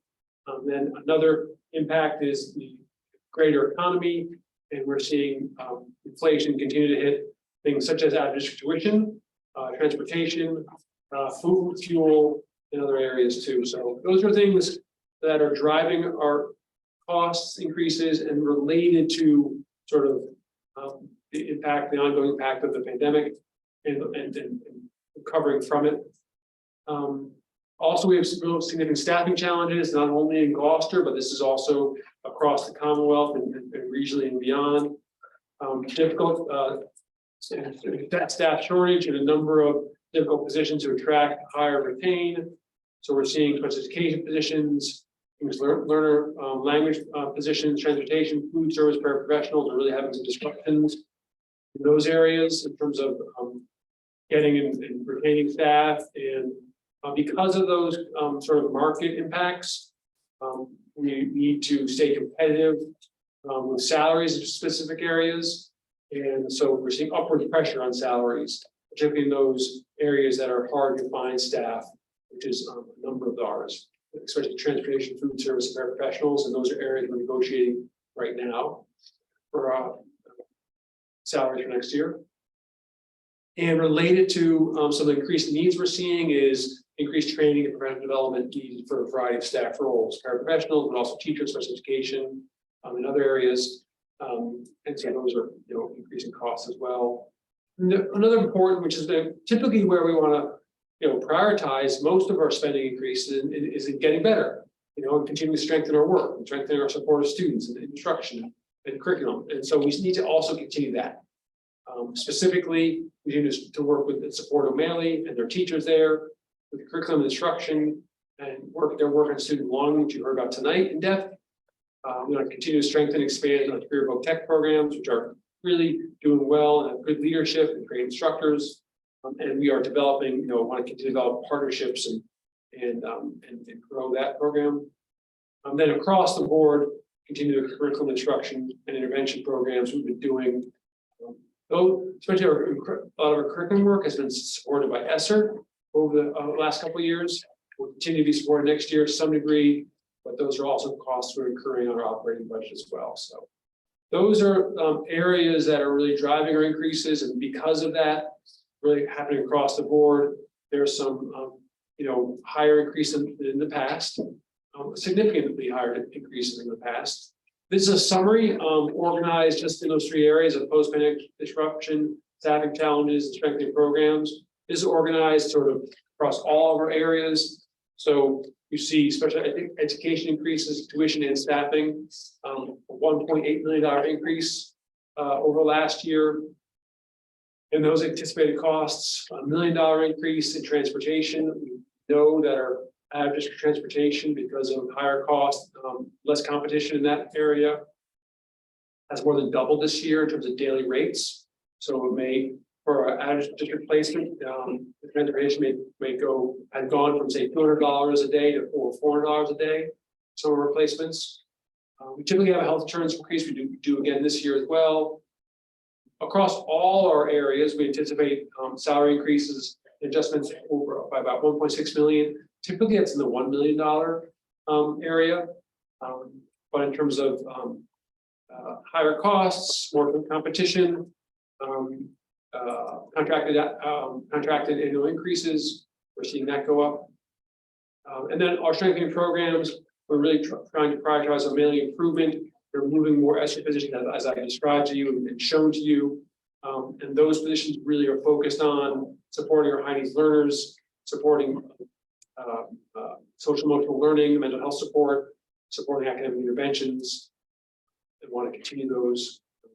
And then the last piece here is prioritizing CPT improvement. So the director moves from a grant onto the operating budget, and the development of a new program, which the committee has endorsed to be medical assisting at a rate of $100,000. So, but we also have offsets, so we can apply offsets, set salary savings from some staffing adjustments, circuit breaker payment, which is a payment from the state to us on special education, helps lower the special education costs. And the health insurance offset by allocating some of our health insurance increase to federal grants. And then also hoping to get an offset from the city, the capital reserve account to help us with the grease traps project. So when you combine the offsets with our cost increases, the recommended budget is $3.4 million increase. Go into that a little bit more, which is historically quite a bit more than in the past. But we feel like it's on a firm footing in terms of these are actual costs we are experiencing both this year and expect to have managed well, expect to see next year. But the really significant change is on the funding side as well. And so I want to describe this, and that's the Student Opportunity Act. You'll hear me say the word Student Opportunity Act a lot tonight, focusing on emphasizing student. It's really a fundamental change in the Chapter 70 formula, which is providing Gloucester a significant increase in funding, which I'll summarize now. Student Opportunity Act is really a historic statewide increase in education funding. After decades of advocacy, the Chapter 70 funding formula was changed in 2019. And that meant that the legislature and governor worked together to update the formula, which to more accurately reflect the educating of students with higher needs, and then providing some communities, not all, but some, a corresponding increase in aid. Gloucester is one of those communities that is benefiting from the increases that we've had last couple of years. So a couple of quick things that's super important because it directly impacts the aid we get from the state. As I mentioned, the Student Opportunity Act is really focusing on how do we adjust the formula and increase funding, particularly to support students with high needs. Okay, and that's defined by the state as those who are economically disadvantaged, those who are English learners, and those who qualify for special education services. And our percentage of high needs students has increased by 25% since 2015. So 48% of our students in 2015 were high needs. Now it's 60%. And that's a threshold that gets us into sort of a higher bracket of need, and therefore a higher percentage of state aid. So that's important to know that English learners have doubled since 2015. Private education students needing private placements continue to increase. That's another reason that our aid from the state is increasing. And so those are direct those needs of our students. We want to make sure we invest the dollars to support them. So all that shift is really borne out in the foundation budget formula, which is the formula the state uses to determine how much it should cost us to fund education in Gloucester and how much aid, how much state funding they're going to give to the city. So the Student Opportunity Act means that the state's recognizing that it costs thousands more per pupil to educate our students than they figured just a couple of years ago. The tune of $2,400 per student in Gloucester. The state has increased our formula.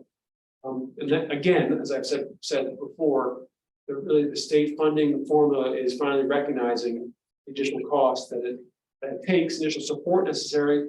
For the most part, or typically, it's expected to for students who have disabilities or English learners or students who are economically disadvantaged. That's a broad statement, but it's a statement that's reflected in the state's values and the way the state figures what it costs to educate. So that's a 19% increase in what the per pupil cost is in terms of the ways the state calculates in just 2 years. That means that the Student Opportunity Act is granting the city more dollars. So in FY 2023, the city of Gloucester received $2.77 million more from the state. And then this, we're anticipating an additional $1.7 million from the state in Chapter 70 aid in FY 24. So, you know, and also part of the formula is that the state has determined that it should cost the city, the educator students, the students we have, $3.4 million more than last year. So just to sort of put this in some historical context, if you see in that orange box there, that's just documenting how in FY 22 the city received $6.9 million in federal and state funding for our operating budget. The Student Opportunity Act means, though, that the state is providing millions more state aid to Gloucester to support our students. Specifically, last year, $2.7 million in FY '24, and on top of that, a $1.67 million increase. You can see in the orange box, that's an increase in the prior year of 40% state aid. An increase this year on top of that of 17%. The thing that's pretty telling is these dollars add up. So if you look at the last 2 years in a little different way, again, 6.9 in Chapter 70 funding in FY '22. The blue box here, as I said, that increase was a $2.7 million increase in FY '23. At the same time, our operating budget increased $500,000 from FY '22 to FY '23. That's the increase, okay? So when the state adds $2.7 million to the city, our amount of funding last year went up $500,000 from the year before. Bill, you have a question? I do. So 2.7 mil comes for 2.7 more from 22 to 23. Of that 2.7, 500,000 went towards the school budget. Is that- The operating budget, The operating okay, so the other expenses in the city, for some of that, that the city pays for in terms of our, work with their operating budget, that's all. Yes, But this is out of the student opportunity. yes, exactly right. Yes, that's exactly. Student Opportunity Act, right, $500,000 of that 2.7 came directly to our operating budget, that's right. Now, if you then go to the next year, being FY '24, and again, this is what we anticipate from the way the state budget is operating. It went up an additional $1.7 million. What I mean, though, is if you look back, if you compare FY '22 and FY '24, that's actually $4.5 million more than FY '22. So the 2.7 held. When we first got when the city got the 2.7 last year, we weren't sure that was going to stick. It could have gone down from that. But we got the 2.7 plus an additional 1.7, which adds up to 4.5 million, as you see in the yellow box there. That's the increase from FY '22. So, and then we proposed to increase our budget, on top of what it was last year by another $2.1 million on top of that $500,000. So, when you combine all that, folks are still following me, that means across 2 years is $7.2 million coming into the city to educate from the Student Opportunity Act and to get Gloucester students, okay? That's the 2.7 plus the 4.5 there. At the same time, our operating budget increased by 2.6 million since FY '20, a combined 2.6 million, okay? Since, from FY '22's levels, okay? So again, dollars are there, okay, which is a good thing because not only have we asked for a significant, I'm recommending a significant increase, the mayor has as well, and these are dollars that we wouldn't have seen past years. So our expenses are increasing, but at the same time, our funding is also increasing because of the Student Opportunity Act. And then what I want to show here is that the schools have done a good job of sticking within sort of typical 2.5 to 3% range over at this point it looks like last 6-7 years. This year is an anomaly. FY '24. I am recommending a 6.5% increase. At the same time, but they're again trying to base that not only in the reality of what's its cost educating our students, but the reality of the revenues, which have changed significantly. But you want to say that this is an anomaly. We have been very sort of been on point with regular expected increases that are within the sort of the annual increase that the city experienced in terms of its operating budget. And this September is the end of the Student Opportunity Act. No, so that's a great That's the question. ESSA. Yeah, no, that's ESSER. Well, ESSER is FY '25, but we do anticipate further additional funding in the coming years for the Student Opportunity Act. It's, what I read is it's phased in over 7 years. Yeah, so, again, it's a real game changer, and ESSA is going away. that's just going away, yeah, so that's good for your funding. Without that, I think what's happening across the state is the Student Opportunity Act is coming at the right time, okay? for some of us, it's not, no, I mean, many municipalities don't get much of anything, you know, yeah. Gloucester, it does, and that's important, and that's tied to the fact that the students we have in our schools, the funding form is benefiting district to support large numbers of students' high needs, you know. So it's appropriate and a good match, okay, for us, it works quite well. It needs to, and so just, any other questions on that? No, I'm just trying to bring focus to the money coming in Yeah, to us versus the money coming into the city of us. right. And so, you know, and so here's the FY 23, FY 24 by department, okay, you'll see in specific areas, special education significantly, but also a few others, some larger increases, also high school, some programming, elementary schools across the board, you know. But you know, that you can see how it's just broken out across the departments. There's a $3.4 million was the increase year over year. You know, Is we all, that facilities, is that the city set, is that our budget? that's simply the school facilities that we control within our operating budget. Okay, Yeah, okay, no, so that doesn't include the facilities that come from the DPW. right. That's right. You know, so we always like to show, you know, and look at, compare ourselves to both our local districts, but also our dark districts. And see, we're sort of middle of the road here from our surrounding neighbors, which is, I think, the right place to be. And we've been there for a few years. This is the latest, you know, data we have from the state. They organize all this data from different reports that municipalities submit. And then our dark districts, those ones the state identifies are similar to Gloucester in terms of demographics, the ability to pay. A little bit higher in this in terms of across the board here, but I think that's also appropriate. You know, we do want to, you know, for our similar communities in terms of demographics, I think we want to be on the higher end, but not the highest. Because we do want to fund our, you know, the needs of our city and our students and families. So I do want to add a couple things. There is a gap in the proposed budgets.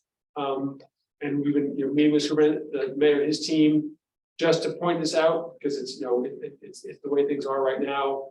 I'm recommending a $3.4 million increase. The mayor has recommended a $2.75 million increase. That is a very large and generous increase the mayor is recommending. And we are working with the mayor's team to close that gap. You've been as recently as today and meeting along the way. And so really want to work with him and to close that gap in a way that works for the city and the schools. Okay, you know, want to really acknowledge that, you know, the city budget pays for a number of different pieces that we benefit from. Obviously, DPW maintains all our facilities. There's also dollars that are going into, not only the maintenance of our facilities, but repair and upgrades. That can be anything from our modules at even Plum Cove to the financing of the window repair project. So this isn't the whole story, but really do want to acknowledge that we're working closely with the mayor's team to see how we can close the gap that we have currently. So it's been a challenging budget year for them to develop their budget and us as well, because as I described, there are things shifting on a state level. And so typically we are clear earlier on. We weren't able to be this year. So, but I think we can get there in a way that supports the mayor's efforts across many districts and ours as well. Quick question, why were the neighboring and dark districts from FY21? Oh, because that data comes from the state, because they Okay, yeah. consolidate all the end of the year reports, and they at some point they give us those. Okay, They're yeah, so it's- typically, yeah. I get it, bureaucracy. No, just, I mean, 2 years behind, I mean, it's just the way that happens, so typically we'll get, we're a couple years behind. Okay. Yeah. So that's. No more recent data. Yeah, no, that's right, that's latest data, exactly right. Let's keep moving. Any questions or any follow-up? Anybody? When do we go before city council? So we're at City Council P&F, Tuesday, May 30th, it's Tuesday. And as the BNF chair, everybody to join us, and Patty Sands will be there as the chair, and then myself and Gary will be in person. And in person, for those who are invited guests. And the city council, from there, we present to BNF. No, we present to the city council, then it gets referred to BNF. So, not BNF, Or BNF is Tuesday. yeah, BNF is Tuesday, Sure. yes, May 30th, I'm sure. That's just- And then, no, it's already been referred to BNF. We weren't there when, because the mayor handles the presentation. Okay. And it's referred to BNF. I thought that night was a city council meeting. Oh, city council. meeting. You mean Tuesday? I just had one. I don't know then, they'll tell us then when. May, before May. BNF will tell us then when it will be at the full. Typically there, we're only there.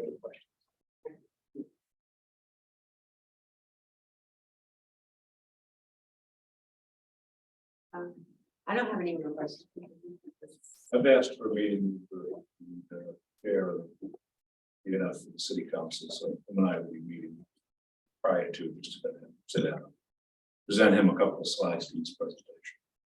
I think it should be emailed. I Well, think, you're presenting it anyway. yeah, Right? they'll all They'll get get it, it in their packet. You'll send it ahead of time. yeah, I thought I sent it to you, so, and you were gonna do that, but one of us can do Yeah, I that, can yeah, send it. okay, right. I think it's important, when they do these budget reviews, I think they do it as a meeting of the whole. But I think just the subcommittee is physically present, where people who participate asking questions. And we'll make sure they have the full, as you know, I skipped some detail here, in terms of cost and that sort of thing, and they'll get the full enchilada. They'll get the whole presentation, so they can, go through that and be, have all the information. Yeah, I think it's important to have them hear that transportation used to be X per day and now it's Y. Yeah, that's right. Private placements, 14%, Will they make the recommendation out of that meeting I believe they do. that night? I'm just trying to think of the calendar in my head.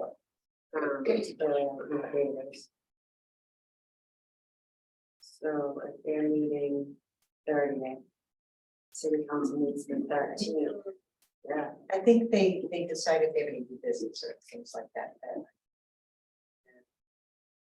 but then the city council is at 13th, unless they do a special meeting. Oh, wait, they are doing a They're doing a special special meeting, right, because of situation, then. Okay. And they may meet in a lot in June. We'll figure out the exact date.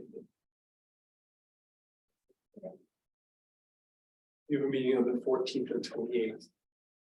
And we're expecting that they may not be able to bring up part of the 14th, that's all. Part of the The calendar never got it. Last week. Ours is, yeah. And, yeah, It's not, the 20, it's before the 20. that's why. Yeah. It's under BNF. Oh, Just pointed there. But we need, so my husband, I can watch him wrong. when the committees are in, two different votes, one to approve the budget, and one to send it to the mayor. You're there. I don't know that yet, so that's what tonight is. Yeah, we always make those two votes. Then one to forward officially. No, I get it. I just thought we did something similar at our last meeting when the mayor was there. No, you did, the public hearing budget. Yeah. So you voted for that, And then voted the budget. and then at BNF, you voted to recommend to the full committee.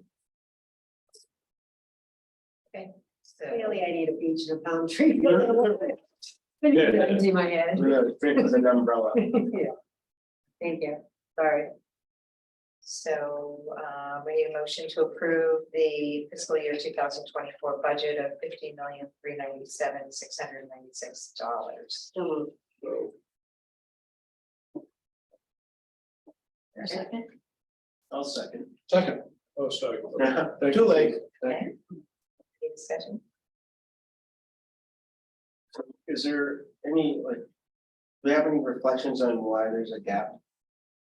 City has competing needs. Yeah, And you gotta remember, there's expenses on the city side that are school related as I well. totally understand that. So, Maybe we can somehow work some magic to make up that gap. we do this every Okay, year. yes. Not every year. Well, that's the first time since I've been here. And the state has not- True, The state has not finished their budget process as well, so those numbers could all change at the state. I think that what comes into the city. The chapter 70, No, I think chapter 7 is probably, so, I think so. But there's other moving parts of the state. So I think this budget was presented very well detailed, you know, I mean, there's not a lot of wiggle room there. We can explain every line request that we're asking. I mean, the cost of doing business, the cost of transporting kids, the cost of salaries is just exploded. I mean, we have 60% of our students are in high needs, which is the reflection in the chapter 70 in the Student Opportunity Act. I think this is a very responsible budget. I think we're gonna have some concerns if we can't fill that gap. But I have confidence that once all these conversations start happening and everyone understands the reason for this budget and the request that we put forward, that I think we'll come out of this doing what's right for our kids. So wholeheartedly gonna support it, and thank you for all the hard work, administration and Gary, to pull this together. And the business office. He's still here. Hi.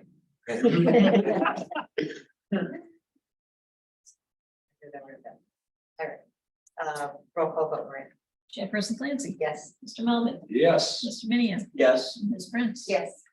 We need a motion to approve the fiscal year 2024 budget for submission to the mayor and the city council. So moved. second, Discussion. Okay. Roll call vote. Chairperson Clancy. Yes. Mr. Melvin. Yes. Mr. Minion. yes, Ms. Prince. Yes. Until Tuesday. Okay. We have other items of action to take care of. oh, no, Sorry. We're talking about bands. don't forget it, you said till Tuesday. Yes, Um, so the first action item, next action item is approval of a request from the city clerk, Joanna Sinos, who I know is with us as an attendee, to use the East Veterans Elementary School as polling location for elections on September 19th and November 7th, 2023, and for all future elections. Do you want So school will be closed on both those days. And also there's a, I mean, I'm sure Joanne will come back. Oh, no, and then we have a president primary day in March of 2024, all within next school year. So two things, our school will be closed on all those days. One of those days, November 7th, is on the day. But also with these veterans, I mean, we're really well set up for a, do it in the cafeteria. And a entrance is right into the cafeterias outside. So, you know, it'll be very easy, straightforward. Your bathrooms close by. So it should be actually a very great municipal building. And especially for this purpose. It'd be nice to get some people inside. Yes. Okay, so we need a motion to, I move that we approve the request from city clerk Joanne Sinos to use the East Boston Veterans Elementary School as polling locations for elections on September 19th and November 7th, 2023, and all future elections. moved and seconded. Discussion. We've had some pushback on schools as polling places before. We've had pushback on schools being open. Yeah, that's what I mean, Yeah. yeah, so I mean, like, for all future elections, I guess is the only thing I'm like hanging on, like, well, we figured out the calendar for the next couple of years. I would say there's probably no place else for them to have the elections, and we will work on it each year as it comes forward. There's no place that they've been having elections. They've been having them at Veteran Memorial. Okay. They had elections there before. Okay. This isn't new. Right. It's just a new And school. East Gloucester. Separately. Another piece on this is, I want to say Ward 1, which is where East Gloucester was voting. When Ward 1 was voting at East Gloucester School, right?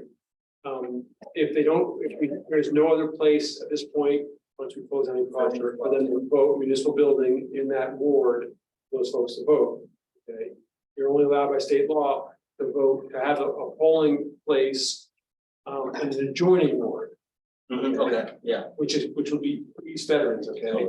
If they moved it, to, say, for example, you know, church or, Y, okay, which is another possible place, then you're not in Ward 2.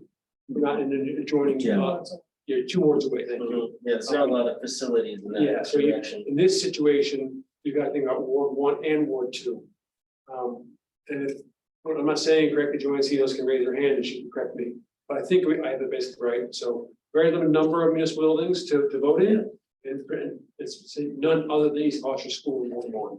So with the elimination of East Gloucester School, there is no possibility for. Or more, right, so you have to do it in joining ward, which is Ward 2, East Veterans. But again, you know, the school committee has been clear about, we've moved away from voting on school days. And, Okay. And the East, that school is Ward 1. It is Ward 1. it's Ward 1. Yeah, it used to be Ward 2 when I went to it, but now it's Ward 1. So far, the CEOs hasn't raised your hand, which means I've got it mostly right. So it's just keeping It's raised your hand. Ward 1 voting, and it's In one gonna be in one building as opposed to 2. Joanne, you want to What?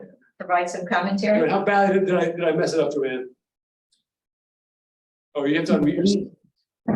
Good evening, Superintendent, Lummis and committee and members of the school committee. So what it is that you were correct in part of the equation. East Gloucester School is Ward 1-1, and it touches the East Veterans School, which is Ward 2. If we were to take it out of and bring it to the YMCA, it would bring the Ward 1-1 precinct into a Ward 2 precinct. And the state kind of frowns on that because you're supposed to have equal amount of precincts in the city and stay within your ward. And because it doesn't touch any other lines, we would have to do a special act to bring it to the YMCA. So, and the easiest way is to bring it to the East Veterans Memorial School because it touches the ward line and it keeps the Ward 1 residents and Ward 2, the Ward 1-1 residents in their ward.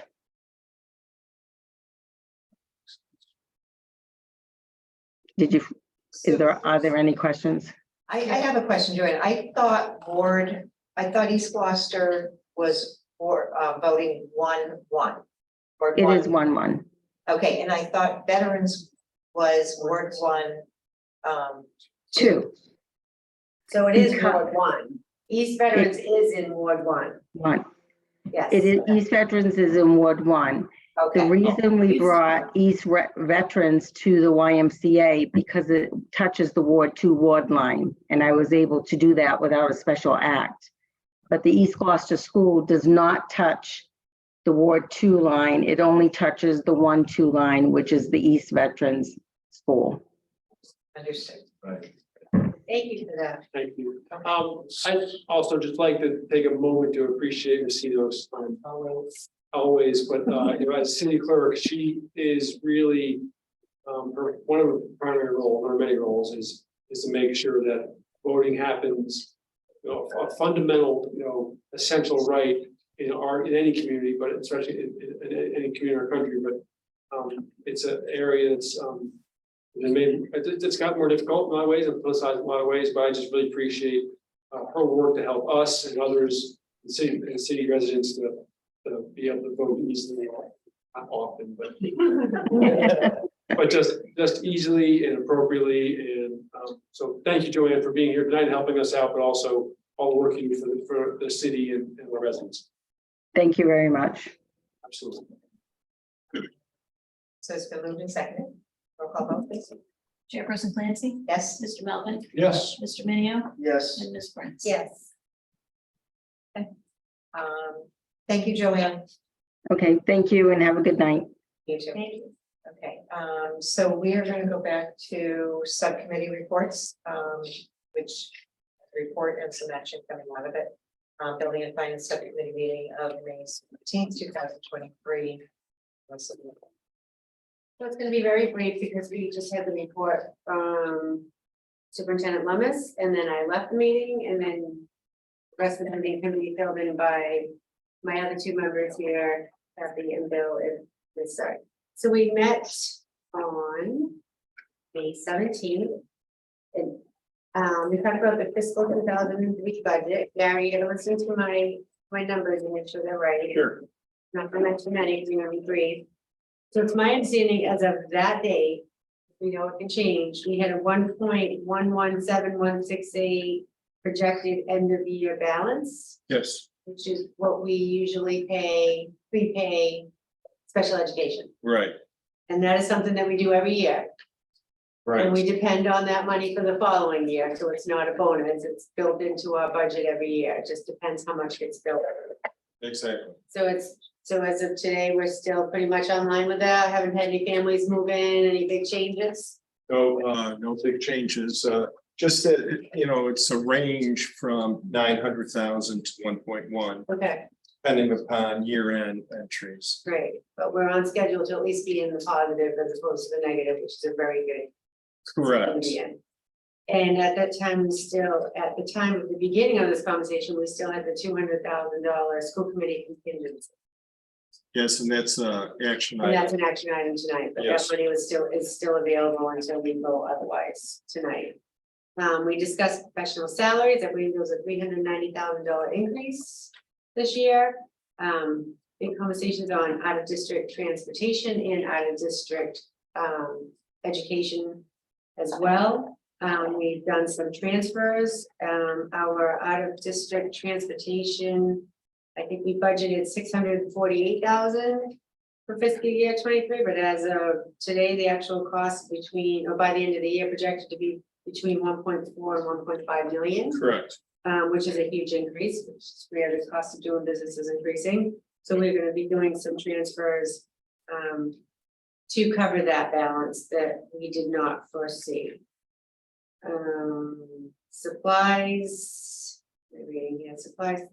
We paid for $32,000 repair for refrigeration, which is gonna be a future transfer to look forward to in our conversations, probably next month in June. Or the end of the year, I don't recall that. Refrigeration for the, or is that $32,000 repairs to refrigeration? Oh, you asked about repairs, refrigeration, and the total cost was 32,000. So we already paid it? Is that what the future We've transfer? already paid it, and we're going to transfer it back to the food service fund. Okay, So, yeah. Now, right. Yeah. So, I mean, that was the highlights. We were all there. The Zoom video is available. And then we had the same presentation that we just saw by the superintendent, fiscal year 2024. Which after today's conversations, I have some concerns about, so we'll be talking more about that at our meeting in June. And then I'm gonna turn it over to Kathy and Bill if they want to update on the capital projects, which I know we have some action items. And there was a motion for budget transfers in the school committee transfer that we just talked about from the contingency. But I don't know if you want to add to that. I'll add that the capital project is in our packet. So we reviewed the list, pretty comprehensive list, just so that we know what's going on. Kind of more immediate needs and others that go out many years, which we're in a good habit of planning that way, of looking at it that way. Superintendent and CFO collaborate with Mike Hale. The list of things that, we may see things and needs, but they know what's going on behind the walls and inside the ceilings. So we went over that, those lists. The other thing, we had a presentation on the O'Malley window project, which is on schedule and will be happening this summer. This summer, yeah, I mean, the vast majority will have, they have this summer. We're working through, process of making sure the staff know what they need to do before they go. Do some work away from the windows. Just don't know if Liz communicated that quite yet to them. But we did a walkthrough with the project team on Monday. So after the meeting we had last Wednesday. And so got some good details on that. So now we can start communicating specifics to the staff on what will be done and what areas when. And what, make sure the rooms are, taken care of. Every room that's having some of those changes this summer will have, a barrier between, the windows and if the classroom, in the classroom, protecting the other areas of the classroom which aren't being worked on. So it's good that she hasn't already, we'll communicate that, detail staff. Correct me if I'm wrong, Ben, didn't we also discussed the electrical part of it, that it was a separate line item or Oh, separate? yeah, because we thought there was gonna be some, the way it was originally bid, it looked like there was more extensive work than there really turns out to be. And so, we had to change the scope, because it's less, Right. and then rebid it. And so that's been completed now, I believe, but it just, it's lowered that part of the project basically. Yeah. Can you tell me what the status of the dome is? Yeah, so that the dome and then all the skylights, so if you think of in the commons of very high windows, or if you think of, they also have high windows in the cafeteria, also hallway that goes from the commons to the cafeteria. And the dome will be done FY20, summer of 24. But the dome is 5 minutes. Yeah. okay, Yes. Yeah, and so we're actually purchasing those the clear stuff, what they call the clear story. And the dome, it's summer, so we get this year's prices, but they'll be installed. I'd like to add that we're within budget. Even after the rebid of the electrical, so we're on time, on budget, and we're really going to be a successful project. Not going on in really this year. It's not going on a lot of places. Yeah, well, So that was it. The rest of the meeting. And then the team action items out of that? Yes.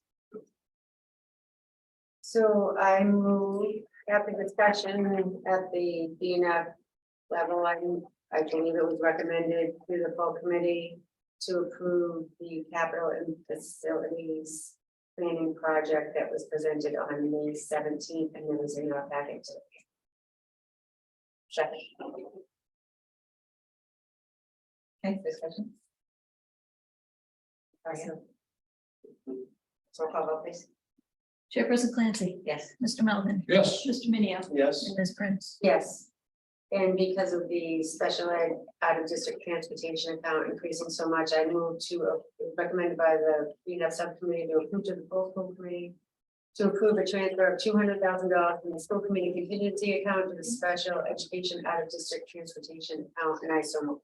Second. Roll call vote, please. Chairperson Clancy, Yes. Mr. Melvin, Yes. Mr. Minio, Yes. and Ms. Prince. Yes. Okay, and thank you for your report. Thank you for your help. Next, we have a grant to accept. I move that we accept the Department of Health Comprehensive Health Grant. It's for increasing the amount of $5,488.70. So moved. Second. Question? Do we know what this money goes to? I knew somebody would over that. To continue, it's an extension grant and the money's being used for mostly books, for book studies and professional development. Along the lines of culturally responsive instruction, the Lions, there's some kind of Jensen books, engagement. It's on how to better engage and reach our students with social emotional.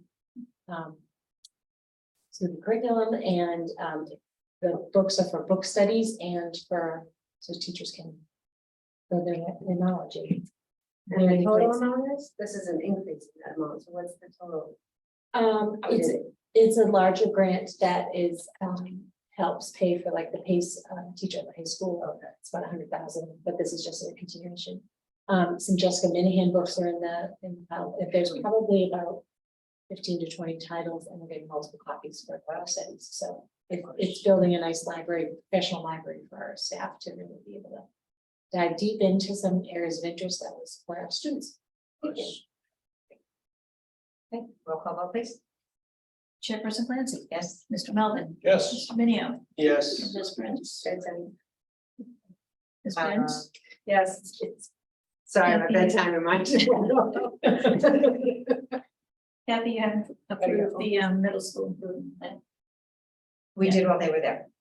You did? Yes. We did.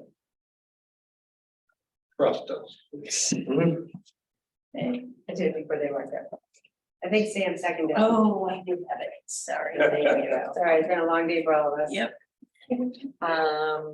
Okay, next is other communications, numeral business. I want to apologize, I skipped over recognitions at the beginning of the meeting, but superintendent was covered, anything I could have thought of.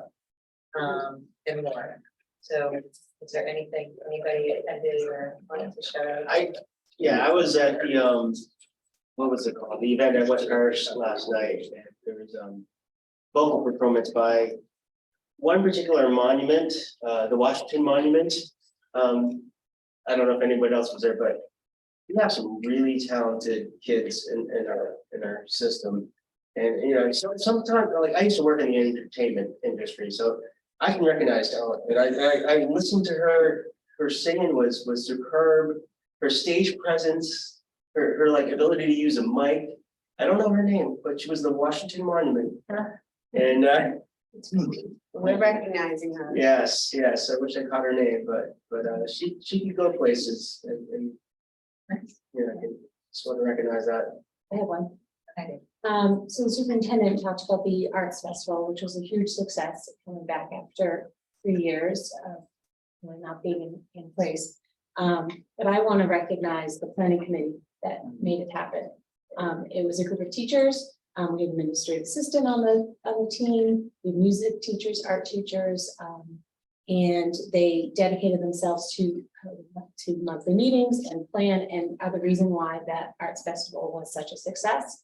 And they are so dedicated that just before this meeting, we all met with GEF to kind of celebrate that it was over, and GEF gave sandwiches as a thank you. But it was a working meeting, and they are already debriefing about what went well, what we can improve for next year, and they're enthusiastic and dedicated. And I just want to thank everybody who was on the planning committee, because it wouldn't have happened without them. It was extremely well attended by many families, a lot of community members. They did it more like a walk, they did it like a block party, which was Greg Locke's vision for a long time. So they had food trucks, they made the museum parking lot for tables and chairs. So people milled about, there were tons of activities. There was art Really making great. activities, there was music, there was shows, and it was very fabulous. It was very well planned because there wasn't a lot of heavy. lifting Tony for Tony anybody. Waldron led it outside. for the planning committee, and Sigo with GEF, of course, and then the many speakers that were on the planning committee, just recognize all their hard work. Okay, new school. Now the next one, pick the one on the word.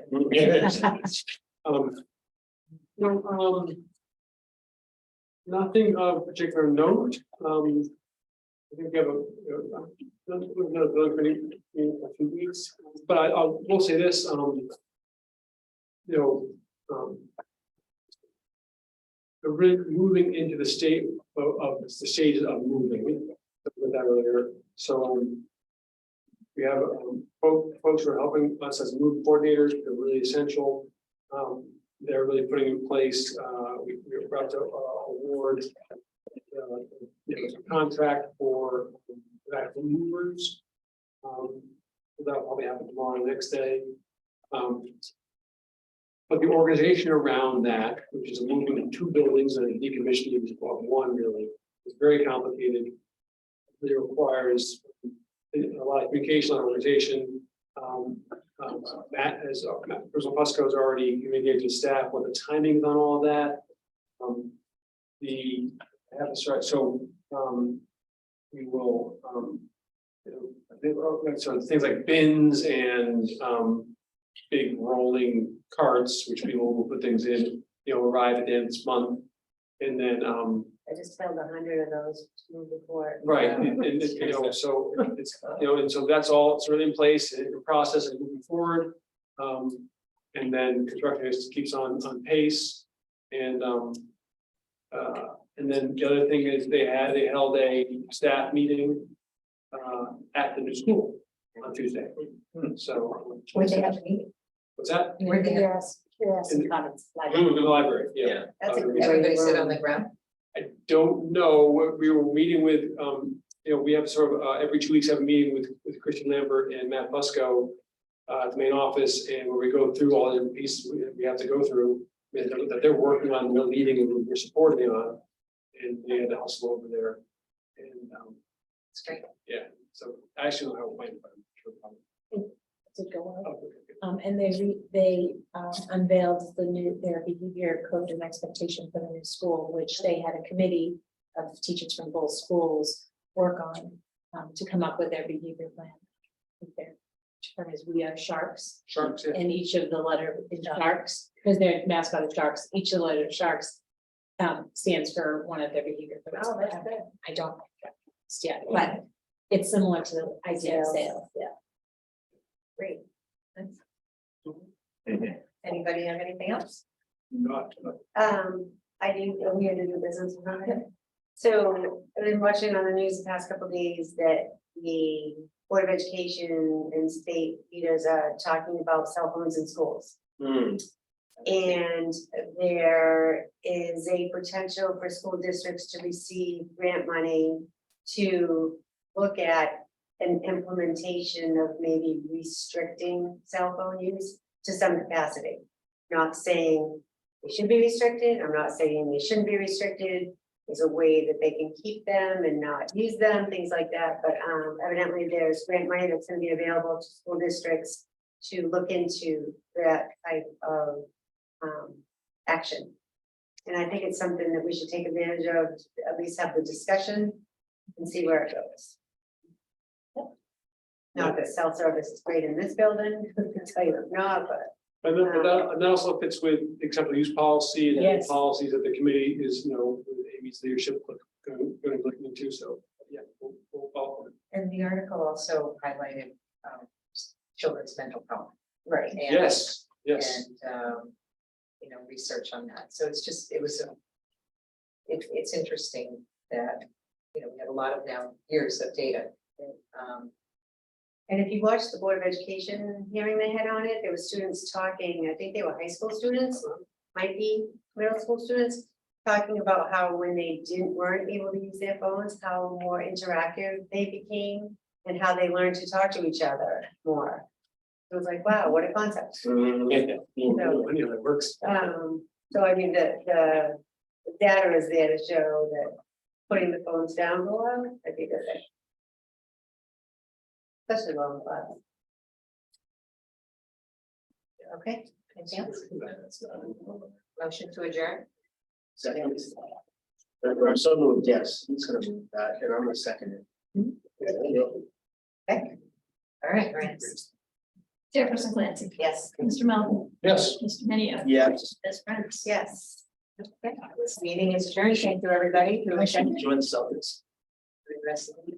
Thank you both. So Tuesday night is the one night, we got had